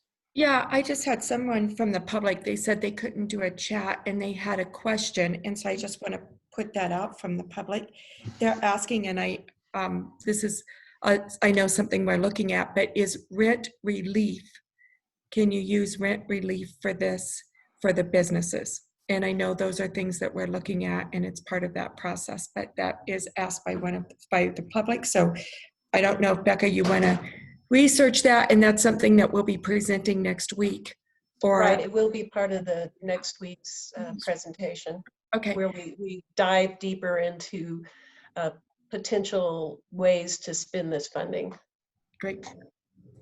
Okay, so we do have Julie back. She's just working on getting her video and audio to work. Okay, great. In that case, do we have, are there other council members who have questions for either Becca or Mr. Vanderwolf? Okay, I don't see any. Yeah, Judy, if you'd let us know when Julie's back. Look, there she is. Hi, Julie. Okay. So, Julie, we wonder if you had questions for either Becca or for Mr. Vanderwolf. You're muted.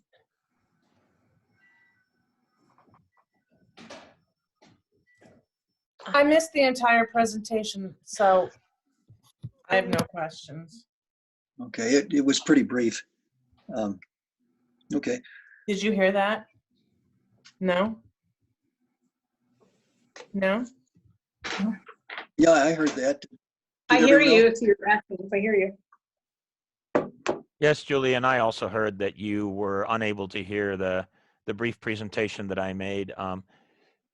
Whatever your preferences are, I'll do my best to repeat it, or Julie, I could call you later and talk to you a little bit about what we discussed here, whatever the council prefers. Okay. Well, we will need a motion to approve this. Mayor Pro Tem? If we're ready for a motion, I'll make one. I'd like to move to approve Resolution 2020, approving an intergovernmental agreement with El Paso County for the CARES Act local distribution for coronavirus relief. Second. We have a motion and a second. Any discussion? Don't hear any discussion, so let's go ahead and vote. All in favor, say aye. Aye. Aye. Okay, Julie, I can't see you. Oh, I'm abstaining. I missed the entire thing. I have no position. Okay, all righty. So motion passes. Okay, great. Becca, thank you very much. Mr. Vanderwolf, thank you for your presentation. Thank You're you. very welcome, councilmen and councilwomen. Congratulations. Look forward to continuing to work with you all in partnership, working through this challenge and this crisis, getting people back to work and getting our businesses back up and running. So thank you very much. Right, and Thank you. And we'll hope to see you in person at one of our meetings here in the. I am really looking forward to that. And since I've done like a million Zoom meetings, I guess I have to share this. We're now doing air shakes, okay? And we're doing air hugs. So air shakes and air hugs. There you go. Because we can't do it any other way at the moment. All right. All right, air shakes. Yeah, air shakes. Great. Thank you, Mr. Mayor, and thank you, everybody. I'll go ahead and I'll drop off and enjoy the rest of your evening's meeting. Okay, great. Thank you very much. Right. Thank you. Good night. Good night. The next item of business is a Pike Ride Memorandum of Understanding for a CDOT grant funding. It's a presentation by Natalie Johnson. So if the city clerk, if we have Natalie out there, if we could bring her in. While we wait for Natalie to come in, I would like to just say a few things. And I know Natalie is going to give some background on this, but this was a very last minute item. that was brought to us due to a great opportunity. So with that, we weren't able to get Jeff to look at everything until today. And so I know Judy sent out a revised MOU with this. So with that, I'll turn it over to Natalie to go ahead and present. Thank you, Denise. Yeah, I just wanted to clarify a couple things before we started this conversation. The big thing is just that today's MOU is really just about supporting a funding request. So it is not about supporting Pike Ride. It is not about a micromobility ordinance or any sort of a long-term partnership with them. And so the planning department is actually working on a draft ordinance that they'll be presenting in June. So until that ordinance is passed, we will not be able to spend any of this money. If we never pass an ordinance, we will never spend this money. So the big thing is just that if we say yes today, we can say no tomorrow. But if we say no today, there's no yes later on down the road, at least through this grant opportunity. And so, so this MOU really just demonstrates support to CDOT for a Pike Ride grant application. And so, so signing this MOU does not violate the city's moratorium on a bike or micromobility sharing plan. Supporting this application does open us up to the opportunity to access over $100,000 in bike infrastructure and an e-bike Pike Ride experience. And then in addition to that, just so you're aware, the URA has also budgeted $65,000 for an additional location. So if all of this works out, and that's something we want to do as a community, we could end up with 3 fully paid e-bike stations throughout Manitou by the end of the year. And just to sort of, as a reminder, this was one of the primary first steps of the mobility study. So that's exciting, again, if we choose to go that way. So just to reiterate, we are agreeing to an opportunity. We are not agreeing to Pike Ride. And this was last minute, as Denise said, that Pike Ride had this opportunity. They didn't think it was actually going to fit. It was approved, and then now we have to kind of backtrack a bit and get permission, essentially, from the city of Manitou Springs for this grant application, and frankly, an amazing opportunity. So it is great, as many of us know, to have the money that we need for a project before we need it, rather than the reverse. So that was really just what I wanted to share before we got started with this. Okay. Natalie, were you going to be joined in the presentation by Jolie Nesmith, or? So, yeah, Jolie is here, and actually I'd just like to introduce you to Jolie. Okay. Again, this is someone you'll be working with when we look at sort of a larger conversation around a license or a contract or partnership with Pike Ride. But Jolie's fantastic. Jolie, how long have you been the director now? Is it 2 years, 2.5 years? Nope. You're on mute. This is their first Zoom meeting ever.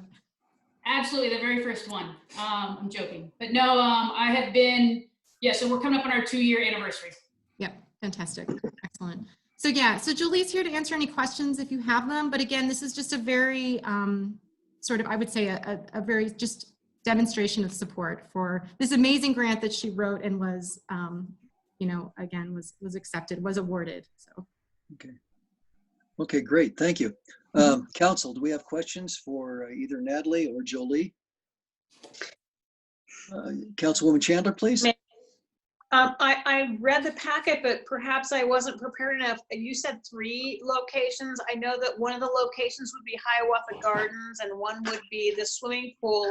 What's the third location? Sure, so these are all proposed locations, so you're aware. Okay. So you are not approving the locations today.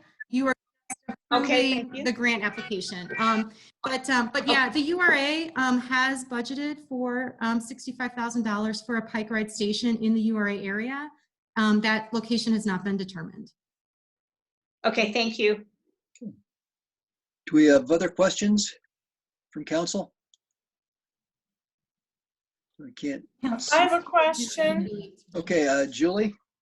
Thank you.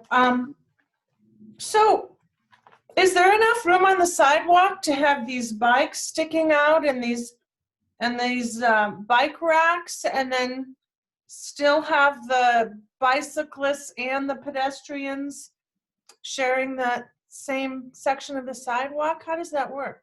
Sure. Yeah, this is a great conversation to bring up with the planning department. I do believe that Colorado Springs has demonstrated over the course of 2 years that it is possible to find safe locations that do not impact pedestrians or any sort of vehicle. So I think that there are a lot of possibilities, but I definitely think you are correct that we need to make sure that we are putting them in the correct space and location. Mm-hmm. Do we have other questions or comments? Yes, Mayor Graham. Mr. Shada. Yes, I was wondering, I know we've talked a lot about maybe doing Lover's Lane in that area there as sort of kind of a, mainly pedestrian and kind of bicycle corridor. Does that kind of, fit into this kind of thing, Natalie?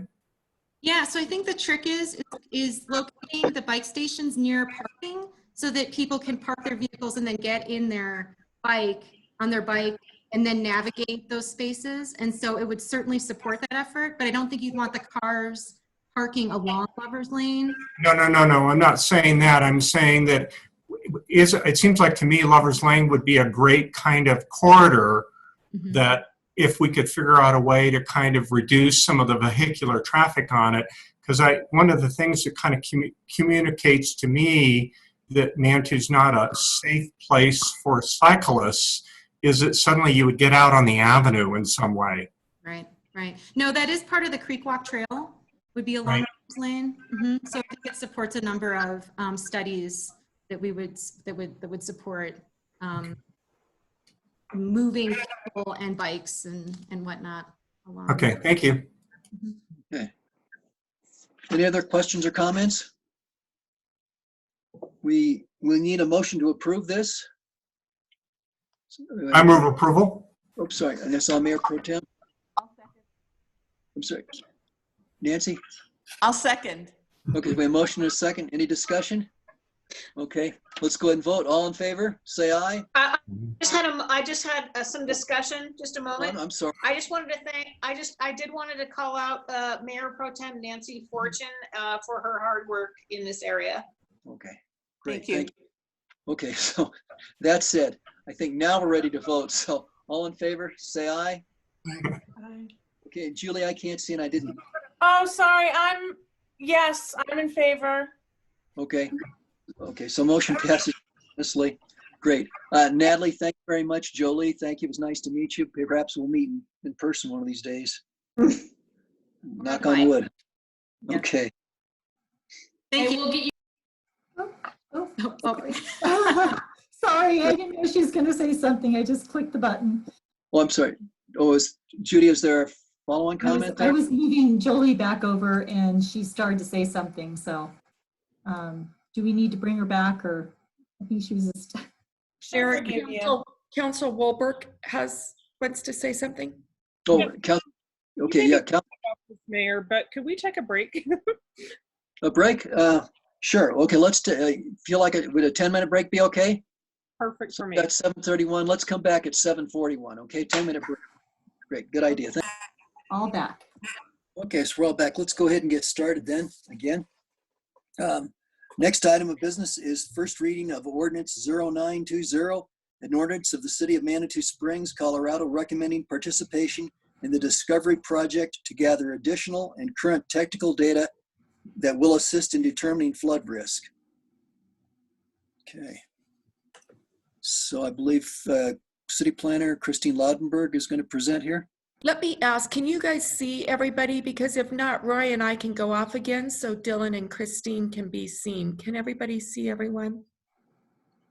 No, I can. I can't see Councilwoman Wolbrook as far as council. Well, she just waved to you. I think I'm just off the squares. Okay. No, I can see you. You can take Roy and I off if need be, and that way Dylan and Christine can see if that works for you guys. Okay. Let me see if I can. I'm not sure if I can. And then if I need to add something, I'll just raise my hand. Can I do that then? Yes, I pulled Roy off because he's set up as co-host, and so I'd have to remove that, and I don't Okay. know if that would be a permanent thing or not. Yeah, let's not do that. Whatever works, I just wanted to make that because I want to make sure Dylan and Christine have the floor. They've done a ton of work for this. Okay, so Denise, I'm going to move you now. Do we keep Jeff? Are you staying on the panelist side?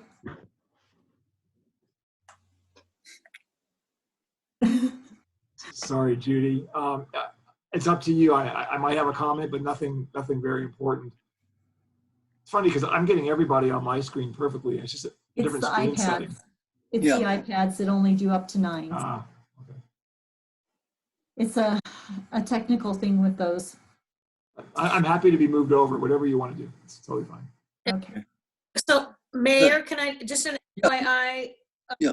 I have my packet on another iPad and it just went blank, and I'm trying to reload it. And I don't know if Councilor Wolf's having the same problem. I have read the packet, so I'm just giving you an FYI only that I'm trying to reload it, but my screen went blank for some Yeah, reason. mine won't reload either. It just keeps circling like it's trying to reload. Yeah. And I don't know if that's because I'm using the iPad, which is kind of lame, but I'm doing the same thing with you as I've got the Zoom on my laptop. Okay. So. Just to let you know, FYI only. Yeah, that's a bummer. So anyway. Mayor, Christine? Yes. I think she'd like to say something. Judy? Sorry. Christine? Yes. Hi, good evening. Dylan is trying to come on. He's getting a message that his video and audio is not being recognized. So I encouraged him to refresh. So yeah, and I was trying to get him. It wasn't giving me the opportunity to say start your video. So I'm not sure why that happened. I don't know why. Yet on the attendees. I'm gonna go get my other. And it's not on the panelist side, so. I guess if we need to have them pop back on.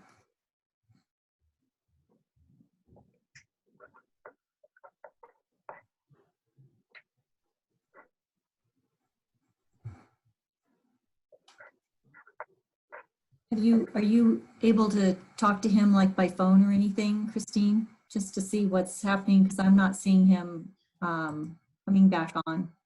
yeah, I am. There he is. Mute myself. Oh, is he there? Okay. He just popped on. Okay. Me give him. See if it's going to let me do it here. See, it's not. There he is. It's okay, good. He's there. All right. Good evening, city councilors, fellow staff, and members of the public. For those of you that don't know me, my name is Dylan Becker. I'm one of the planners here for the city of Manitou. Let me start off by congratulating Councilor Brimner on his appointment this evening. Congratulations, you'll do well. Thank you. I'm here tonight to do a presentation for the El Paso County Discovery Project, which is, it's not only a local, but a regional, a state, and a federal project occurring. And the basic goal is to update our flood risk, our flood insurance risk maps. And that's part of a requirement of our participation in the National Flood Insurance Program. So if Judy, if you would pull up the presentation.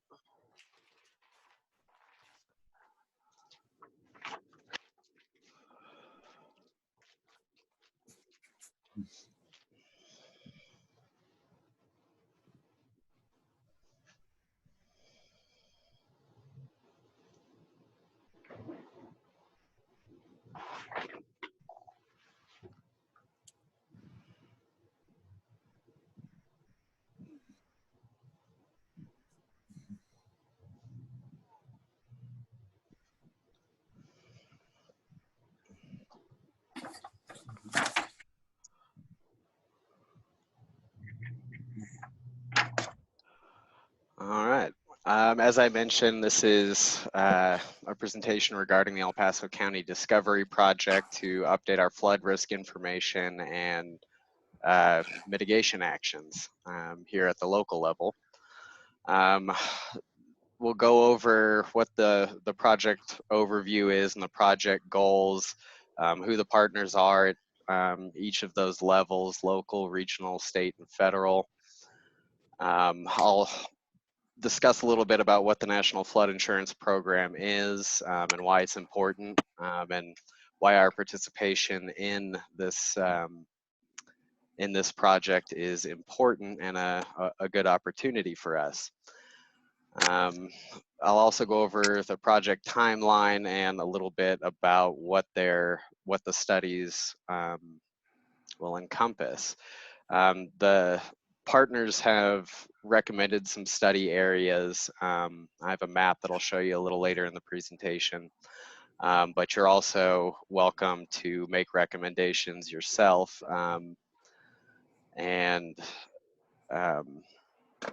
We'll discuss that when we get to the map. If you could scroll down, please, Judy. So this project, the Colorado Water Conservation Board has partnered with FEMA and a private firm, AECOM, I'm sure you've all heard of, basically to identify flood risk and update mapping. FEMA is currently implementing the risk mapping, the assessment, and the planning for it's a nationwide project. And this is a good opportunity for us to participate in that project. The discovery effort here is the first part of this project. So we're in the first early stages of it, and we are right on track with the other local communities in the area. The goals for the project, like I mentioned, are to update our risk information in terms of flood hazards. So El Paso County has identified it's been identified as a critical and growing area in the country, which makes the urgency and necessity of updating that information as people move to the region in terms of development and mitigating the risks posed by that new development and potential floods or other hazards.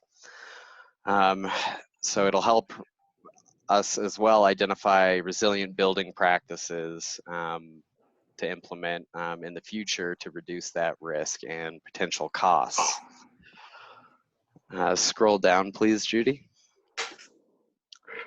So our partners on this top slide here, you can see it's broken out into the local partners, the state partners, FEMA at the national level, and AECOM, who's the private partner in all of this, who's sort of managing the project.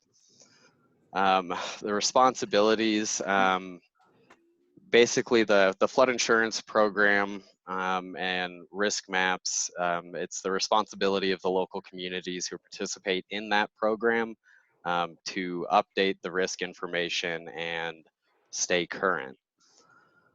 Hey, I'm gonna tell you right now, you beat. Scroll down, please, Judy. So the National Flood Insurance Program aims to reduce the impact of flooding on private and public structures. It does so by providing affordable insurance to property owners, renters, and businesses, and by encouraging communities to adopt and enforce floodplain management regulations. These efforts help mitigate the effects of flooding on new and improved structures. Overall, the program reduces the socioeconomic impact of disasters by promoting the purchase and retention of general flood insurance. So participation in this project is important, mostly because it's a responsibility of the local municipality who participates in that National Flood Insurance Program to keep that information up to date.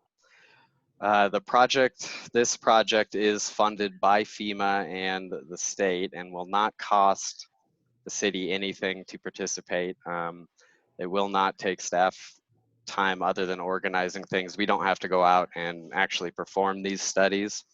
AECOM and the Colorado Water Conservation Board will perform the studies for us and provide us with that information. So the whole idea is basically to reduce the risk and impacts financially to natural disasters. And Christine actually does have a personal experience with this. She, in New Orleans,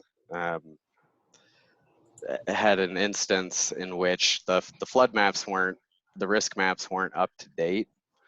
And when Katrina hit, it flooded her property and she didn't have insurance. So it is important to keep this information up to date. And another thing that's important is that it won't change the insurance risk rate as far as the cost for insurance, but it could potentially have an impact on who is required to have that insurance. If you'd scroll down, please. So these are the timelines for the project. Right now, we're in the community review process here, and I'm presenting the information to you guys for your input and to solicit your participation in this project. Right now, we're in the discovery stage of that project, and as you can see, this is a project that will be ongoing for a couple of years. But mostly, what we're looking for is an agreement to participate, and essentially our partners at all the various levels will perform much of this work. They will be consulting with us periodically, and we'll be providing updates to you as that process rolls through. Scroll down, please. So far, planning staff has attended the Discovery Kickoff meeting. That was earlier in April. That was with all of the local partners, basically meeting in a Zoom meeting, and we had a real quick hour-long smack with all the information. It was a lot to process, but we set up a meeting following that with AECOM and the Colorado Water Conservation Board, basically to discuss Manitou's role more specifically in the project. And I'll present that information a little later. As far as the floodplain mapping goes, the floodplains and models are based on the conditions from topographic data and from survey work that'll be performed as part of the studies. Obviously, actual floods can see different results from what the models show. The little image there in the bottom showing the floodplain there basically depicts that. It shows the floodway, and the yellow lines on the outer side are the actual flood event and results. So you can see that the models don't always line up with what actually occurs during a flood event, but it gives you a good idea of who's at risk, essentially. Scroll down, please. In this top image here, this is kind of just a depiction of what the floodplain is in its entirety. In the image in the upper left, it shows the normal stream channel and the normal water level. And what the floodplain consists of is the normal stream channel, the floodway, and the fringe. And what the floodway is the channel of the river or stream and the adjacent land that must remain free from obstruction so that the 100-year flood event can convey downstream. The flood fringe is the outer edges of that floodway, still considered part of the flood stream or of the floodplain. And so that's what comprises a floodplain. In the lower image there, it's an overhead view, basically, that shows the 100-year floodplain and the 500-year floodplain. And what those are statistical calculations of the probability of an event of a certain size. So the 100-year floodplain is the 1% chance, whereas the 500-year floodplain is the 0.2% annual chance that you would see a flood event of that magnitude. Scroll down, please. So the recommended study areas, I have another map that we can bring up as soon as I'm done here. That'll blow that up a little bit. But the areas that are identified by the partners and FEMA and the Colorado Water Conservation Board is high priority for the city of Manitou Springs are the Ruxton Creek and Fountain Creek and a very lower portion of Sutherland Creek.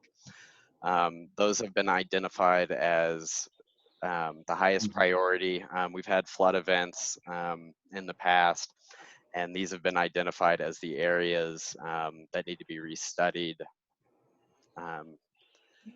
But as part of this study, those studies there shown in the priority areas there shown in red. The funding is already there for those, but it's possible for the city to request additional studies as well. So any study area involving floodplain that you would like to recommend be studied, tonight would be a good night to make those recommendations. Another possibility for study would be the city dam up at the reservoir. They've said that they could perform those studies. Anything that's not a high priority, they're gonna essentially hold off on studying and evaluate how much of the funds have been spent, and if they have additional funds left over, they can fund those additional studies. And they also have additional resources and things like that to help fund additional studies if the funding is not available at that through the grants at that national level. So that being said, do you have the PDF version of that map to display?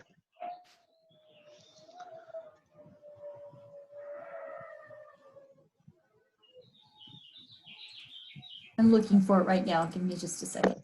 Sure. It should be under. Okay. And, you know, one thing I will say is even though the flood insurance rates won't increase or change that much at all, they'll essentially stay current to what they are now. But you never know what could happen in these studies. But that's essentially the hypothetical situation. But under normal circumstances and in most cases, insurance rates are not impacted by these studies and updates.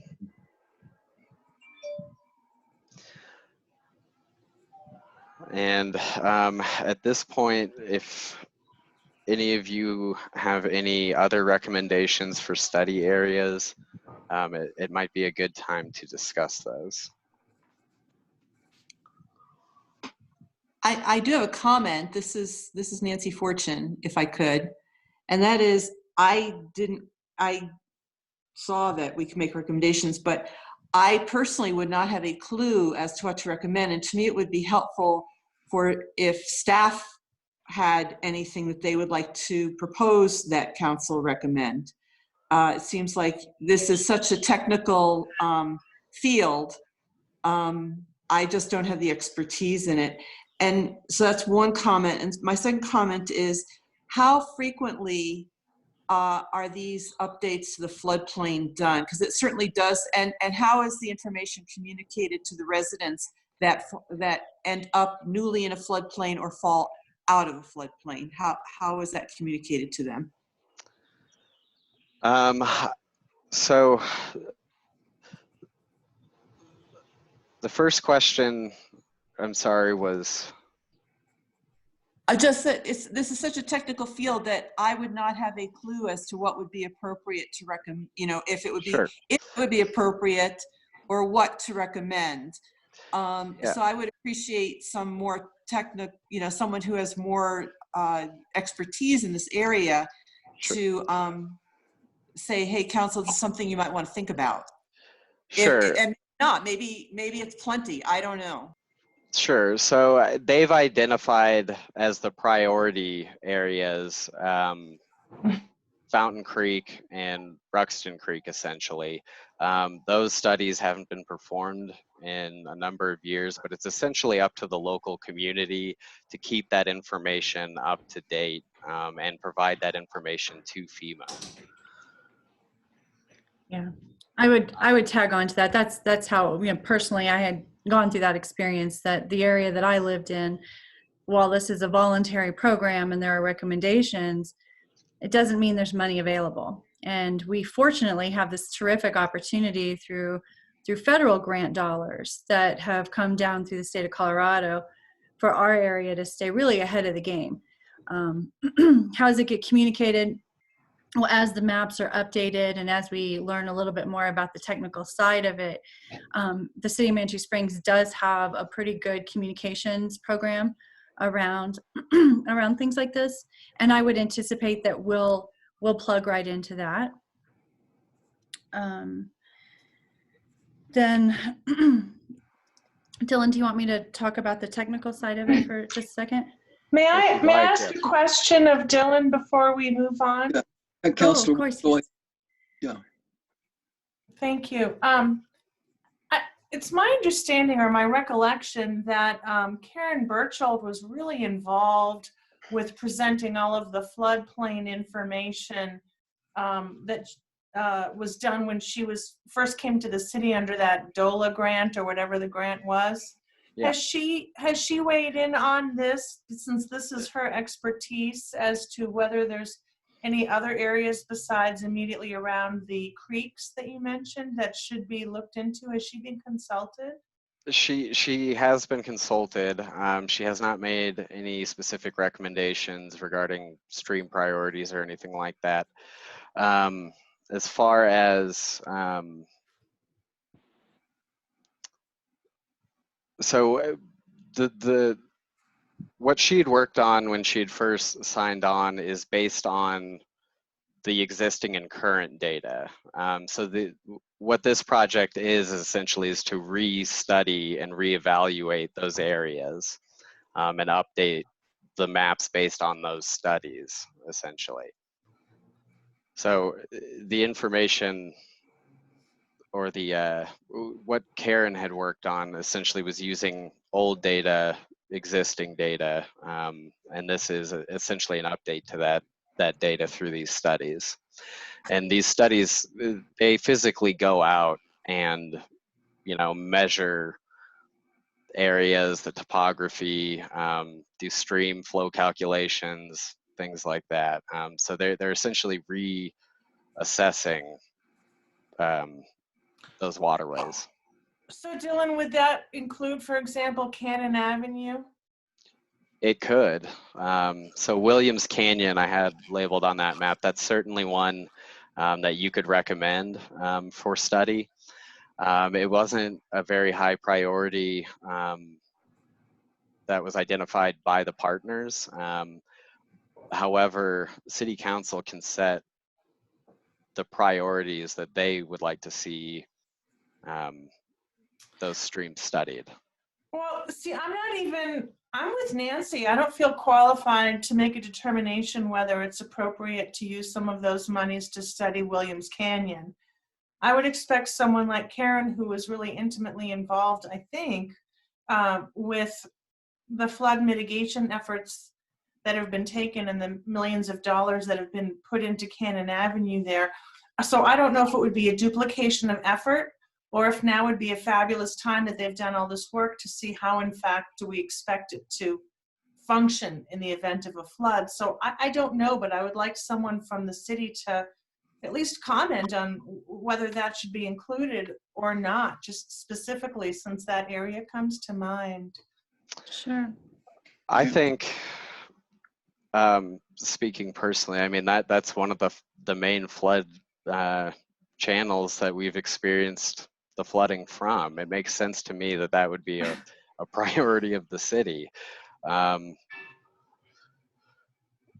Because if they're just looking at the creeks and they're not looking at all of the gush of water that will come down the hill from the creeks, and how well will that metal barrier work by the cliff house there, where I was told that the barrier only goes up, 3 or 4 feet, and the floods we've had more recently were higher than that, so it wouldn't do any good anyway. So, and maybe that's not true. This is just all gossip. So I guess I would suggest we look at the Cannon Avenue flood area from way, up from the highway all the way down to Fountain Creek.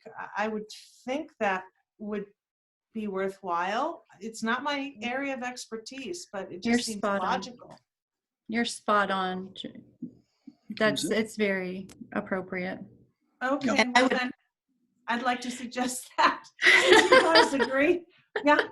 No, it actually is. What I would say is that, so Karen is a part of definitely delivering, formulating and delivering the message, and how does it fit into Plan Manitou. This is a kind of a new natural resources opportunity, and so we've had quite a bit of internal discussion, including Karen, about it and what's the best way to go, who's on first and who's on second with this. Dylan has a particular passion for natural resources, and has, you may not know this, but has an undergraduate degree in archaeology, correct? And does quite a bit around natural resource assessment and that sort of thing in our area. So this was a very interesting opportunity for him to take the lead on some of it with. I think another question that had come up as well, if I can address this real quick, a question was posed by a couple of folks who'd had the chance to look at the presentation, what is the role of Fountain Creek Watershed District, and what is their role of participating in this? And it's a great question, and frankly, I couldn't get a good answer. They're in the midst of transition with their executive director, and there's a new person who's in that role. Their focus seems to be on the lower part of the district. Nancy, feel free to jump in and correct me if you'd like, but they didn't have a good answer. And as Dylan and I have explored this and come to understand this program, it's really about the municipalities. And so it seems like the district would need to be our partner. Yeah, and I would just concur. That was going to be one of my questions as well. I was going to, in fact, there's a meeting on Friday. I was going to bring this up at it.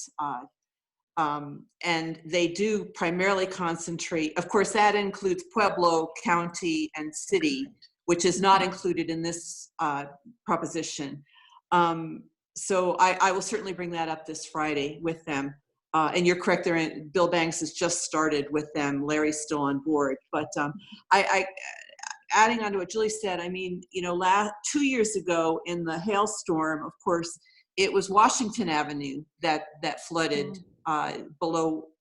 So again, like Julie, I don't want to switch around priorities here, because I would just like a little bit more staff advice on this. I have no problem. I think it's a great opportunity, and I definitely want to do it. So on first reading, I am more than willing to support this.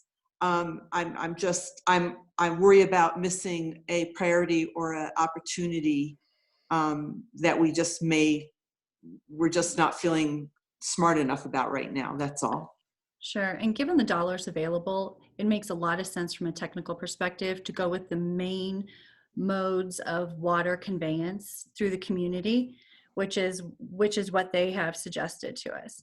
What we're pursuing, and that's what the basic opportunity is. What Dylan is pursuing is what are the additional opportunities, and how much of that is covered by the grant dollars. If we can get these other two, and actually there's actually like 4 areas that when we sat down and looked at the maps, we identified were great potential opportunities to look at and to get some measurements on. The question is, how much does it cost? How much will the grant cover it? And, you know, I think when we set out in this program, we might have been able to look at, you know, what are the consultant dollars available for 2021 or 2022. We're in a different situation now. So we're hesitant at this moment to make a strong recommendation that we go beyond what the federal and state government have identified as critical. Right, and the funding is already there for those high priority stream studies. So that doesn't cost the city of Manitou a dime. And if you want, if the city identifies other areas or other priorities that they would like studied, what'll happen is they'll take all of the regional priorities essentially, and if they're they'll take care of the identified high priority areas. If there's additional funding left over, they can look at using that funding for some of the other recommended areas for study. They also have a lot of resources if funding isn't available for the additional recommended areas. They have other resources and avenues for grants and additional funding. Mayor? A couple of quick things. So my understanding is they just need to approve this tonight so that we can move forward with being part of the regional. And then maybe from a staff perspective, you can come back with other high priorities that you would recommend and why as we move forward. That isn't something that needs to be decided tonight, correct? So essentially tonight, what they're looking for, what we have to take back to all of the partners is whether or not we're going to be participating in this project or not. Whether you want to identify other areas that are our priority or not, we can go with what's been recommended by the partners initially, and at a later date, if other areas are identified, we can present that to them as well. Dylan, could you present you, Karen's, Christine? I don't know who's all working on this. I think Michelle, some others that might be working on this also. Could you come back at the second reading and say, here's the other ones that you would recommend and why?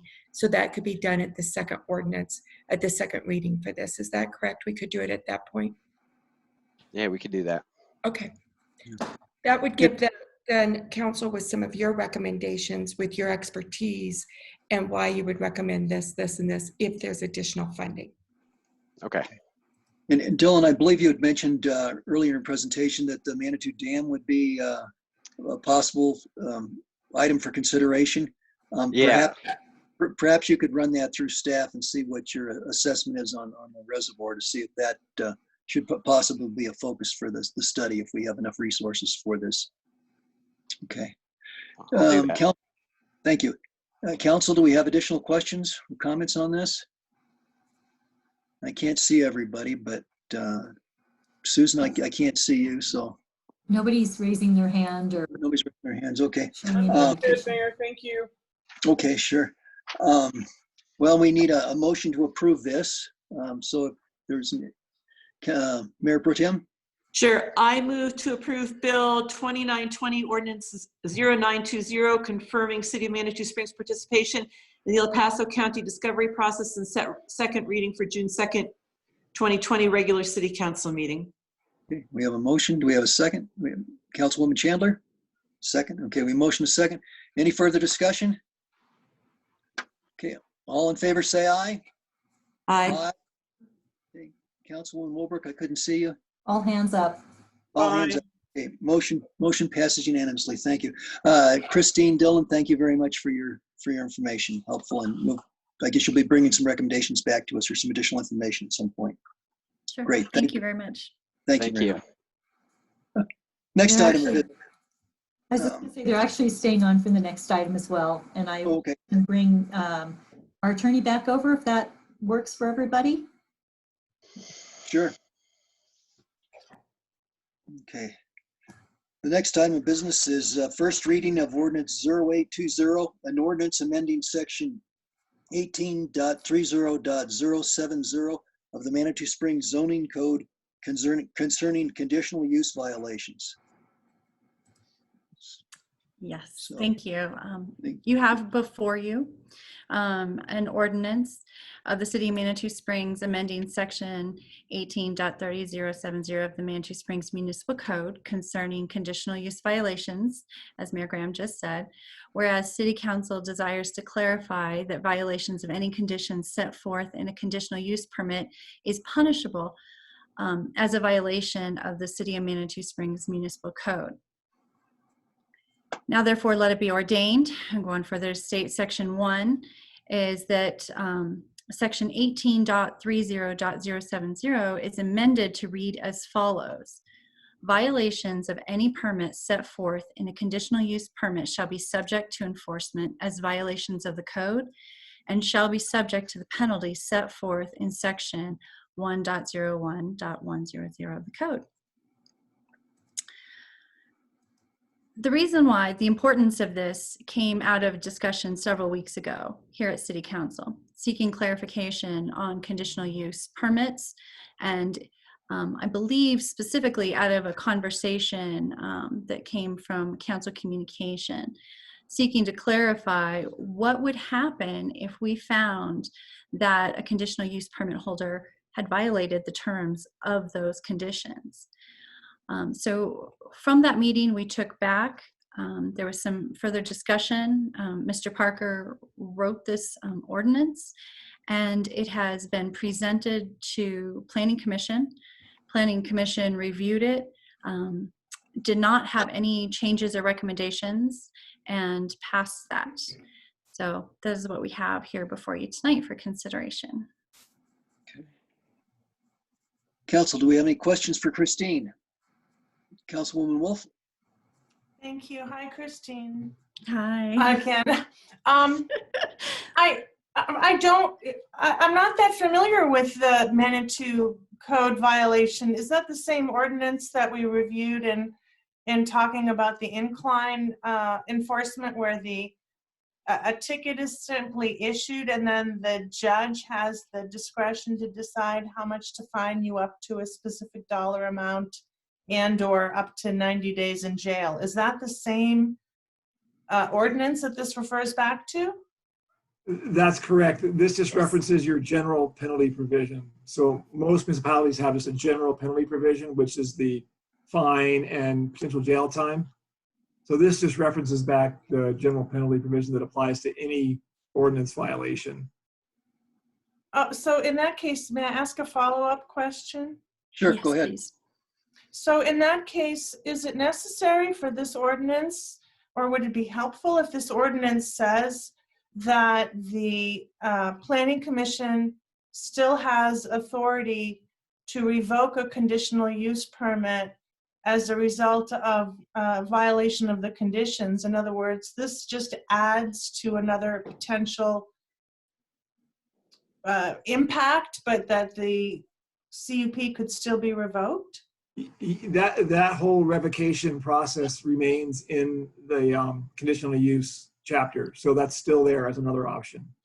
So could I legally both be fined for violating my conditional use and I lose my permit? Theoretically, those are two coexisting kind of parallel options. Is that right? Yep. And we don't have to spell that out in this ordinance. That's just, you know, it's a good question, because sometimes we do that, sometimes we don't. I didn't think it was necessary because they're both separate. One's under the general penalty provisions, when one is an administrative process. I don't think there's any real concern that you only get to pick one, but we could add language to state that. And I actually thought about it. I just opted not to this time. yeah, no, and I trust you. I just wanted to confirm that it doesn't have to be there. Thank you. Right. Okay. Mr. Parker, is there anything else you'd like to elaborate on? No, this actually serves a dual purpose, as Christine pointed out. It just clarifies that a violation of the condition is actually an offense under the municipal code. but it also deletes the old section 18.30.070, which actually is not correct the way it's currently written. The way it's currently written, it talks about city council being the final decision maker for all conditional use permits, which was the case before we added the minor conditional use process, which gets decided by the planning commission now. So it actually fixes a mistake in the code as well. So. Okay, great. Council, do we have additional questions? Okay, good. Councilor Chandler. Oh, you're muted, Judith. Can you hear me now? Yes. I guess this question would primarily be to Attorney Jeff Parker, but I apologize. I've read my packet, but I can't bring it up right now. It's dead on arrival on my other laptop. How does this strengthen council's ability to have power over violations regarding CUPs? I don't have a real clear sense of what this changes in the current code. Yeah, no, that's a good question. So could you elaborate on that? Yeah, I guess I wouldn't really refer to it as changing council's power, but it changes the city's power in that it basically clarifies that there is another enforcement mechanism if somebody does not comply with the condition of their conditional use permit. I think the argument can be made right now that it can be punishable as an offense under the municipal code. This just clarifies that it certainly can. So not only can the city revoke a conditional use permit for a violation, the conditional use permit holder would also be subject to coming to municipal court and paying a fine, or possibly jail time, but that's a very rare penalty for any kind of offense. So it basically would give you it's rare for us to even ever issue a fine. I don't think we've done that in over a decade, even when we tried to. And that's a different issue. I'm sorry. All right. It's a new day. It's a new day. Yeah. I'm sorry, Mr. Parker, you were speaking? No, it just basically clarifies that there's two enforcement mechanisms now that the city has for violations of conditions. Okay, good. Council, do we have additional questions or comments? I have a question, but not for the Jeff Parker. I have a question for Denise or for Nancy. Okay, go ahead, Councilor. And you can decide who should answer, but it's my understanding that even though we pass an ordinance authorizing enforcement, such as fining violators, that Nancy and/or Denise have the separate authority to tell the chief of police or other people to not, or to tell Kai not to issue any fines. I would never, ever do anything like that. I don't have the authority, nor would I try to do that. That's a pretty key point. I mean, city council members are not to direct city staff. Well, maybe that's why city staff should answer the question. That's why I wasn't sure if maybe Denise should. Okay. Well, answer. Okay. All right, and we'll let Denise answer. But that is a good point. I think council members not direct staff. So Denise, is this specifically for like code enforcement, those type of things? Any enforcement, like last Tuesday, Chief Churchill stated, and I have a quote in my notes, not in front of me. He stated something like, well, we don't enforce at the incline because that's out of my hands. And I've heard that before. And then when I talked to Kai in the past, I mean, just as a citizen way before I was on council, and asked, this person has done the same violation 3 times in a row. Why aren't they ever fined? The worst thing that ever happens in Manitou is you get a cease and desist order on your door. And he's like, well, try to keep things peaceful around here. I'm like, damn, been waiting for years. So like, I thought, well, maybe staff is like, why does Chief Churchill think that it's out of his hands to enforce an ordinance that we just passed? So I'm just trying to get creative in my thinking. Okay, Where's that so coming from? code enforcement, I have to say, I don't know. I've never had somebody come to me and ask about a fine to be assigned or not assigned. So I would have to research that, some additional items. With the incline right now, Chief Churchill is following El Paso County and some of those guidelines that they have issued regarding fines, tickets, and those items at this point. So he will be, and I know one of your questions that you gave to us was about that. And so we're citing all those things, and we'll be getting that to you of exactly what has happened and why, and what he's been directed by the health department and the county for those things. Otherwise, I never get involved with who gets a fine and who doesn't get a fine. They go through the process and they follow the protocol accordingly. But I never make those decisions. Mayor. Okay, yes. Sorry, Judy, did you? So I'd like to follow up on that. I'm having some frustration about that because clearly City Council voted to close the incline. Furthermore, we voted for an emergency declaration giving the police department enforcement of violations regarding the emergency COVID-19 enforcement. So when you say things like we're following El Paso County guidelines, I guess that seems really vague to me. When I open the bulletin and I see on the front page of the bulletin somebody coming down the incline and a photograph of the sign saying we'll cite you, we get emails from residents saying, well, you're not enforcing this, and I get it.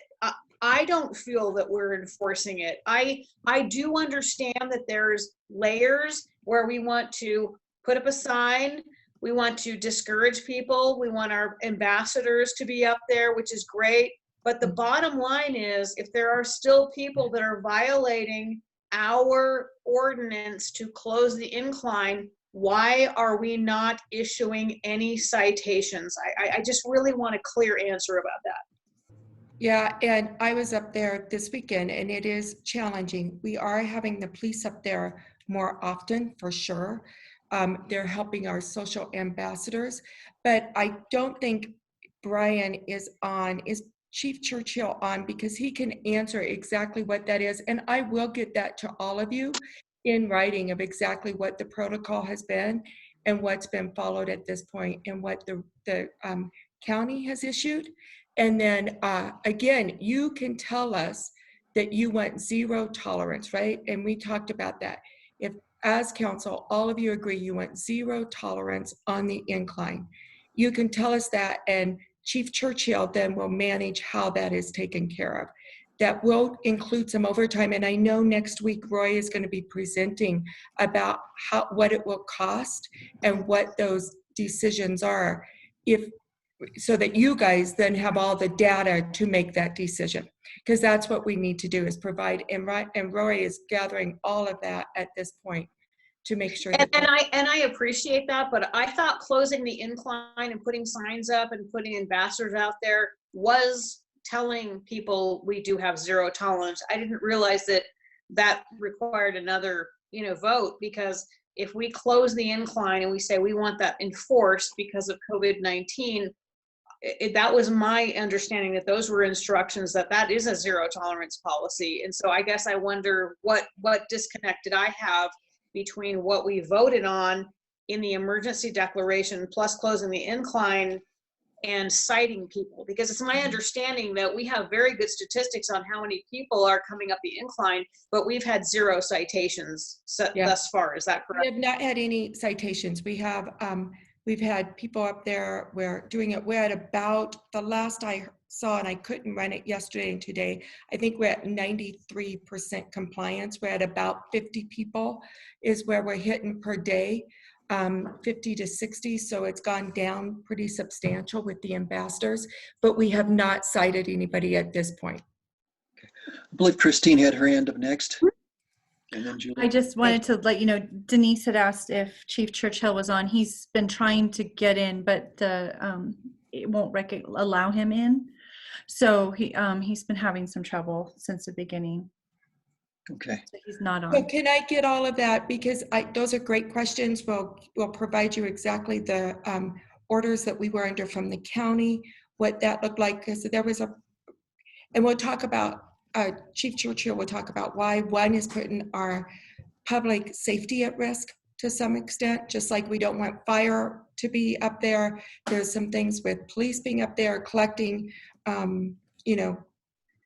driver's license, et cetera. We aren't stopping for speeding at this point, those type of things, just for public safety risk. Councilor Wolf? Yes, a couple of things.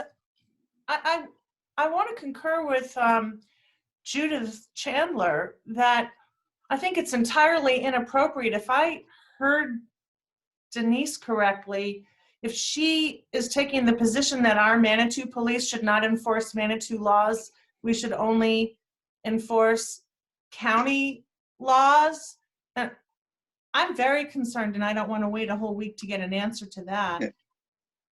Okay. Get Chief Churchill, and he can answer those specifically of the direction that he's been given by the El Paso County, and those directions that have been, and by the Sheriff's Department.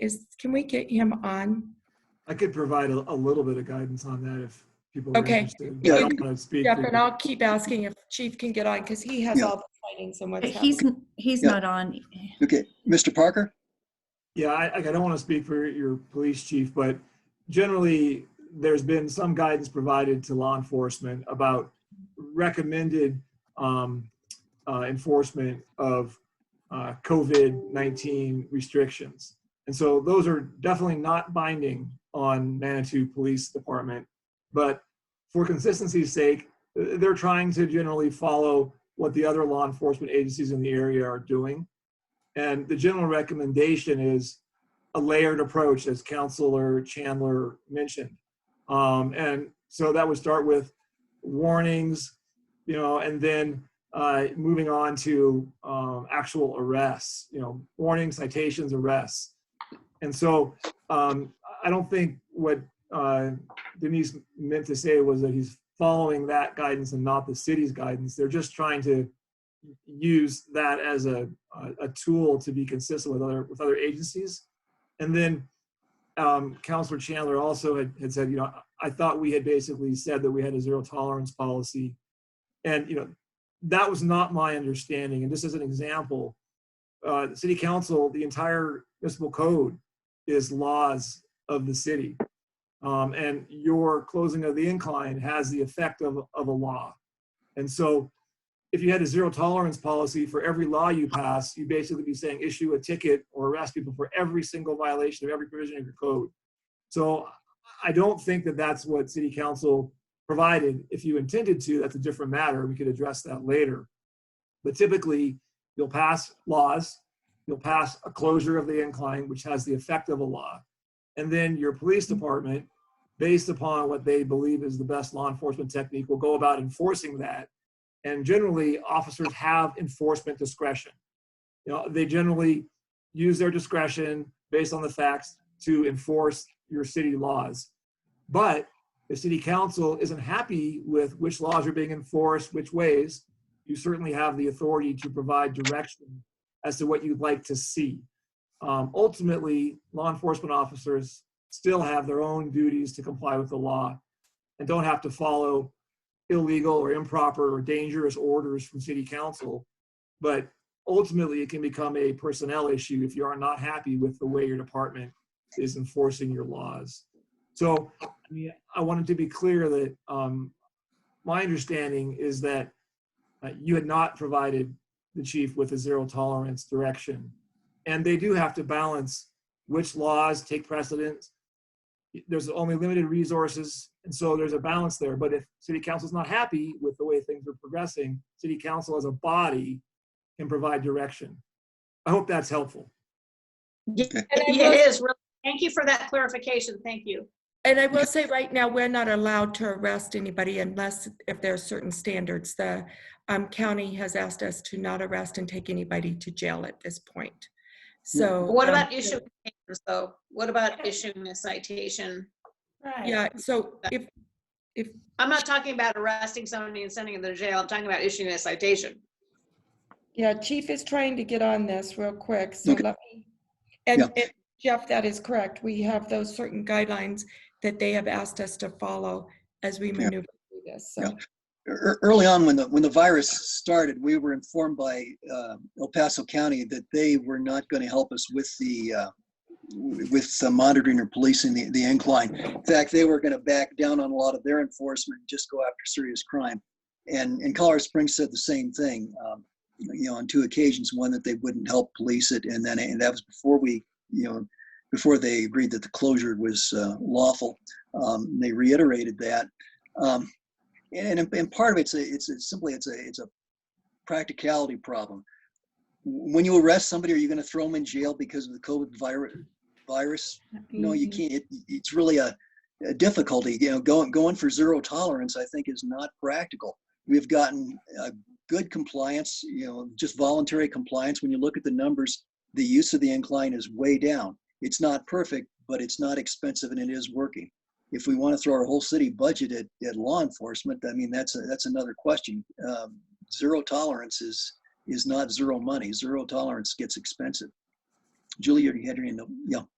Thank you. And I just wanted to clarify, I did not at any point mean to suggest that I want to see the police working overtime to hang out at the incline. And I did not mean to suggest at all that I think anyone should be arrested or taken to jail. That's expensive. But I would like to suggest, and if this requires a motion, please tell me, that at the next meeting, we hear from our police department or, Churchill or whomever wants to address us on this issue, because Chief Churchill very specifically said, this is out of my hands last week.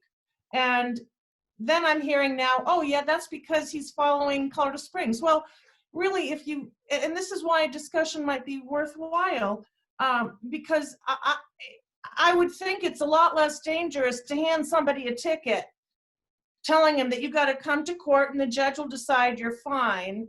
That seems a lot less dangerous from a COVID perspective than having to go up the incline and rescue people. So if we're talking about a cost-benefit analysis of risk versus, what are we don't want to endanger our police force, and I get that, but it's also dangerous to not enforce this. And it was very clear from the meeting last week and all the people in the public who were listening in that our police will not issue any tickets. So unless you have a strong moral compass, you're going to go up knowing that the police don't issue tickets. It was announced last week by, our chief.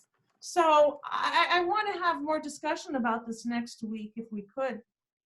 Mayor, we are very much off topic. Okay. Yeah, we need to get back. Do you want to put something on for I'll make a next motion. week? Am I allowed to make a motion since we're off topic? I don't want to be off topic, but I don't want this just to get dismissed because I'm off topic. So am I supposed to make a motion, or what can you suggest in order to get this on the agenda? I would suggest you bring it up during council correspondence, okay? We also have a future agendas item on this agenda where you can do just that. Yeah. Okay, thank you. Okay, good. All right, so really what we have before us is, do we want to, we need a motion to pass this ordinance on first reading. Okay, Denise, did you have your hand up or? Okay, Council, do we have a motion? I'll make a motion. Okay. I move to approve ordinance 0820, amending section 18.20.070 of the Manitou Springs Municipal Code in regard to conditional use violations, and set second reading for June 2nd, 2020 regular city council meeting. Do we have a motion? Do we have a second? I'll second that. Okay, all right, I hear from Shada and also Julie, both seconds. We have motion second. Any further discussion? If not, let's vote. All in favor, say aye. Aye. Any opposed, say nay. Motion passes unanimously. Okay, thank you. I Christine? didn't raise my hand and I'm gonna abstain because I zoomed out on you. I didn't hear, so I'm gonna abstain on that. Okay, I'm sorry, Judith. I didn't hear any nays and that would explain it, but I didn't mean to. No, I'm not a yay or a nay. I'm just an abstainer because I didn't hear half of that. So Okay, my apologies. Could Okay. I just say, John, Judith, you heard Yeah. the entire discussion on this particular ordinance. You just missed discussion on the incline. The incline portion. And then we were getting a little off topic there, but I think we're going to come back to that idea here next week. Okay, great. Dylan, Christine, thank you. Appreciate it. Thank you. Thank you. Have a great evening. Okay, you too. Okay, next item of business is to receive or act on council correspondence. Who would like to start off? I'll start off by asking that we talk about this issue next week. Okay, at next week's work session, we do have a major chunk of the evening devoted to the incline. Well, maybe we should have an emergency meeting. We can add this to the incline discussion. It is a work session, but we can definitely bring, I think it is already part of Roy's big perspective and what is happening up there. So we can definitely bring that into the incline discussion. And have Chief Churchill answer our questions, not just Roy. Oh, that'd be fabulous. Thank Okay, you. all right, so that'll be our course of action. Okay, other council correspondence? Okay, Councilwoman Wolbrick doesn't have anything, excuse me. Councilman Shada? Do you have anything? No, sir. Okay. Mayor Pro Tem? Yeah, I was at the URA meeting on Friday, and they are making huge progress in the WAP projects. They expect to have that pretty much completed by the end of the month. Of course, we've heard that for the past 2 years, but nonetheless, I'm more encouraged this time. Tell us, what's WAP? I forget what is WAP. WAP is the Western Avenue Action Plan. It's from Old Colorado City, from like the 30th Street to the overpass. Thank you. So it goes through the URA. Part of it is in the URA, or the URA isn't part of it. Additionally, if you've been down there, you will see that the Pocket Park is taking form, made a lot of progress on that. They have completed the Rocky art piece and railing, and it's absolutely lovely. I could send you a picture of that if you're interested. The eagle sculpture is coming along very, very nicely. Let's see what else. I guess that's all for now. So it's just exciting that the WAP is finally progressing and finalizing. Thank you. Okay, good. Councilor Chandler, do you have anything? I do. First of all, I'd like to thank the 5 candidates who stepped up to the plate for Ward 3, our 2 stellar finalists, and to welcome Steve Bremner to council, and also just to let you know that tomorrow we'll be having our 2nd ever PARAB OSAC Climate Action Work Group tree planting quarterly meeting. So I will have some updates to bring you to the next council meeting. We had OSAC last night, but so much went on OSAC that I don't even, it's so amazing and tremendous work there. And just an extra shout out to Dylan Becker, Planner One, for all of his amazing work on the trail signs. Thank you. Okay, great. Julie? Oh, thank you. I just, Denise sent me my request, specific lighting and parking information on the west end of Manitou Avenue. I shared that with some members of the steering committee for that project, and they reported that they were very pleased, that they appreciated the reduction in lighting, and they thought it was fine. So I just wanted to report that any concerns I raised about that last week, apparently the community or the residents whose bedrooms face Manitou Ave, they were very happy to see what was presented. Well, good. So you've got another satisfied customer. Yeah. Okay, good. Steve, we're catching you kind of off guard here, but do you have anything you'd like to add? No, I don't have anything at this point. Okay. And I really don't have anything right now. Great. So let's consider future agenda items. I'll go around and poll you all. If we have an idea that gets the support of 4 council people, we can put it on the agenda. So I guess, does anybody have any recommendations or any nominations, as it were? Okay. I guess there are, excuse me? Mayor? Yes. Mayor, Judith? I'm Two sorry, okay. things. First of all, did I hear that the incline was going to be on next week's work session? Yes. Okay. Yeah. And that'll be a,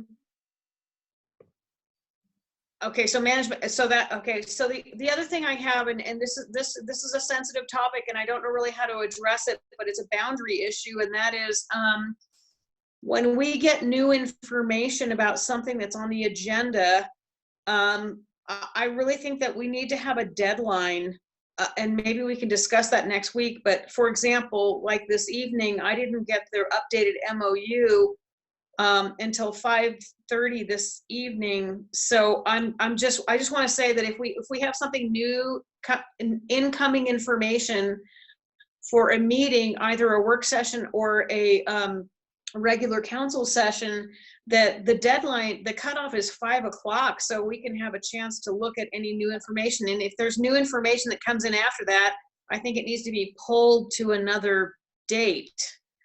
I don't know how the council feels about that, but I just feel like it doesn't give me as a council member enough time to get prepared for the meeting. So any thoughts I'd appreciate. no, I think that's a very good point. That did come as a surprise, and it was done hastily, and I apologize for that. I was caught off guard on that as well. So we will strive not to let that happen again. No disparity to staff. I appreciate staff. No. I know you're so hard, but it's just that it's just hard for me to, and I know when information comes into staff, please let me know that staff is fantastic and I appreciate everything you're doing, but it's just as a council member, it's hard for me to read and get ready for that. So again, I will respect whatever decision we make about that, but I'd like us to talk about some boundaries around that. Well, yeah, and our goal, I think, is to have the council packets complete and unchangeable by noon on Friday. That is the goal. This was a bit of a surprise today, so. Yeah, and that is our goal, and I will apologize for that. That was, this had to be on tonight's agenda for that approval for us to get the funding, and we needed to work on that MOU. So that was, that we'll make sure that does not happen again. Yeah, the good thing about that MOU is that was kind of money falling from heaven, so we didn't want to pass up on the opportunity. So other than that, it would have been. And emergencies notwithstanding, I understand that, but just as a general principle, Yeah, you're absolutely right. Yeah, no surprises, and to have a chance to read through it and deliberate, I think that's a good point. Okay. Okay, so we will be talking about the incline. Yes, thank you. We will be talking about the incline next week. I guess we don't have any other topics to add to future agendas. Okay, all right. Okay, let's go on to the city administrator's report. Mr. Cheney? Yeah, Dole and I are working on the incline, so we'll have that ready for next Tuesday. That's all I have. Thank you. Okay, great. Thank you. Denise? I have a couple of things. I wanted to reach out to see who would be willing to be part of the census video to try to get our census up. This is really important for our community for funding. I didn't get the number that we were at today, but we really want to try to hit 80, 85 or above, and we're at 66 is what I sent out last week. So I got a response from Mayor and from Mayor Pro Tem. Would anybody else be interested in being on a video to promote this? Sure, I'd do it. Okay. Anybody else? Just an FYI, I actually have some little census pins that we got right before the COVID issue came up, and one for each of the council members. So if you want to have those on when you do your video, or we just Wear them everywhere you go if you go. Okay. Anyway, they're little lapel pins that are just say census on them. So Okay. And Julie, Can we get them? Where do we get them, Judy? They're in my How office. do we get those from you? Sure, they're in my office. Our office is open now, so if you want to stop in, we can give you one. Want to make sure. Okay. Thank you. Okay, the thanks. other thing I think we can do is if you want those, I think we can make sure that they're delivered to you if you'll wear them and promote it, because we really do need to get these census up from a funding perspective. So if you want us to deliver them to you, let us know and we'll figure out how to make that happen. Just reach out to us, either to Judy or myself. And just go ahead. So I have Judith is willing to be a part of that also. Julie, we got all of your questions. As you know, we're working on those responses. We've been working diligently on Incline and CARES Act is what we put most of our focus on right now to get ready for next week, next Tuesday. So that is where we're really putting a ton of time and energy, but we will get to that. And I'll let you know tomorrow, all the department heads are working on their areas of when we'll get back to you, and we'll get that to all of council. I So- appreciate that. Thank you. Yeah. I will say a shout out to Judy and her staff, the city clerk. Court today went very well. Social distancing, everything was managed. Huge lot of time to get that for preparation because it was 3 months of court, and her team and finance just went above and beyond and managed it very well. So a shout out to them. Short-term rental moratoriums, we're getting that on the agenda. So we will be bringing that. I know that's something that was asked, so we're doing that. CARES Act and Incline are our big focus for next week. So I would plan for a fairly lengthy meeting next week to really talk about those things as we move forward. Let's see. I think that's all I have that I needed to respond to. And then for my action items, it's make sure that Christine gets with the Carnex and give them the exact process for the appeals and ensure that that is processed accordingly. So those are my action items for this week that I have. I think that's all I have. Okay, great. Thank you, Denise. The next agenda item is to call for an executive session. This will be an executive session pursuant to section 5.1A of the Manitou Springs City Charter for the purpose of personnel matters, specifically to consider the city administrator's 6-month goals. So we would need a motion and a second to go into executive session. And I think Judy's asked for a few minutes to make the transition over, so we might want to take a break in the process. So motion and a second. I move that we go into executive session. Okay, do we have a second? Do we have to read the reason we're going into executive session? He did. I did, yeah. I can read it again if perhaps I wasn't clear. You don't okay, read it sorry. again, but I got do it. think that, I think it's important that the motion just reference that those are the reasons, because the law is a little bit funky here, and you do have to reference the reasons. So maybe just a motion pursuant to what the mayor stated. And I'd be happy to restate that. Okay. You don't Okay. need to, it's just to make sure the motion's clear that that's the reason. Okay, so I believe Mayor Pro Tem. I move that we go into executive. Excuse me. Go Okay, ahead. You guys went out on me again, so do you want me to restate that? Yeah. I can't hear you. Let me go ahead and read it, and then we'll just do the motion in a second, if that's okay. We'll try to be as legal as possible without being too complicated. Executive session pursuant to section 5.1A of the Manitou Springs City Charter for the purpose of personnel matters, specifically to consider the city administrator's 6-month goals. So moved. So moved, yes, second. We We have a motion, a second. Okay, Judy, how much time do you need to change over? Well, You're don't we muted. want to vote first before we change over? God, I'm sorry. I guess it's getting That's late. okay. My apologies. Yeah, I'm supposed to be smarter than a button. Okay, so all in favor, Let's say vote. aye. Vote. Aye. Aye. Any nays? Okay, thank you. Appreciate your sense of humor. Okay, should we take maybe a 5-minute break here while Judy switches over? And our expectation is that the executive session will have the 7 council members. We'll have, of course, Denise, the city administrator, Roy Cheney, and the city attorney. So let's come back in about, it's about 1:09. Let's come back at 9:05. Right? Thank you. Yeah.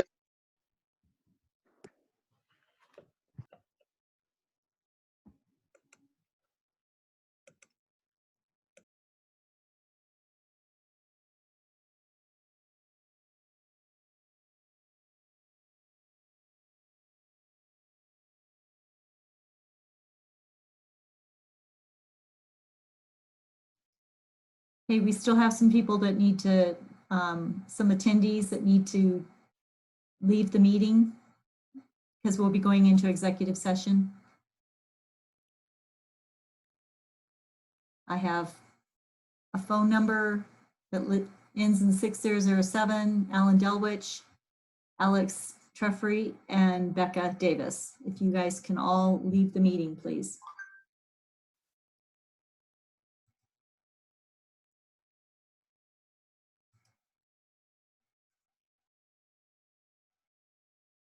I still have 3. Roy, I'm just concerned because if I kick them off, I don't know if they're going to be able to. Okay, we're down to 2. We still have Alex and Alan. If you can please leave. And I can watch for that too. If I see someone Okay. go in, I can kick them out again. Okay, yeah. What we had today is we had the people that I kicked off from the last time, the last session, they couldn't get on the meeting at all. So we're going to have to work on that. Oh, So I'm not hesitant because we got Alan Delwich. I don't want to kick him off and not have him ever be able to get back on. And, yeah, Alex. that's interesting. Like you have to be able to like clear that or something next. There must be a Yeah. button somewhere, right? When you set it up there.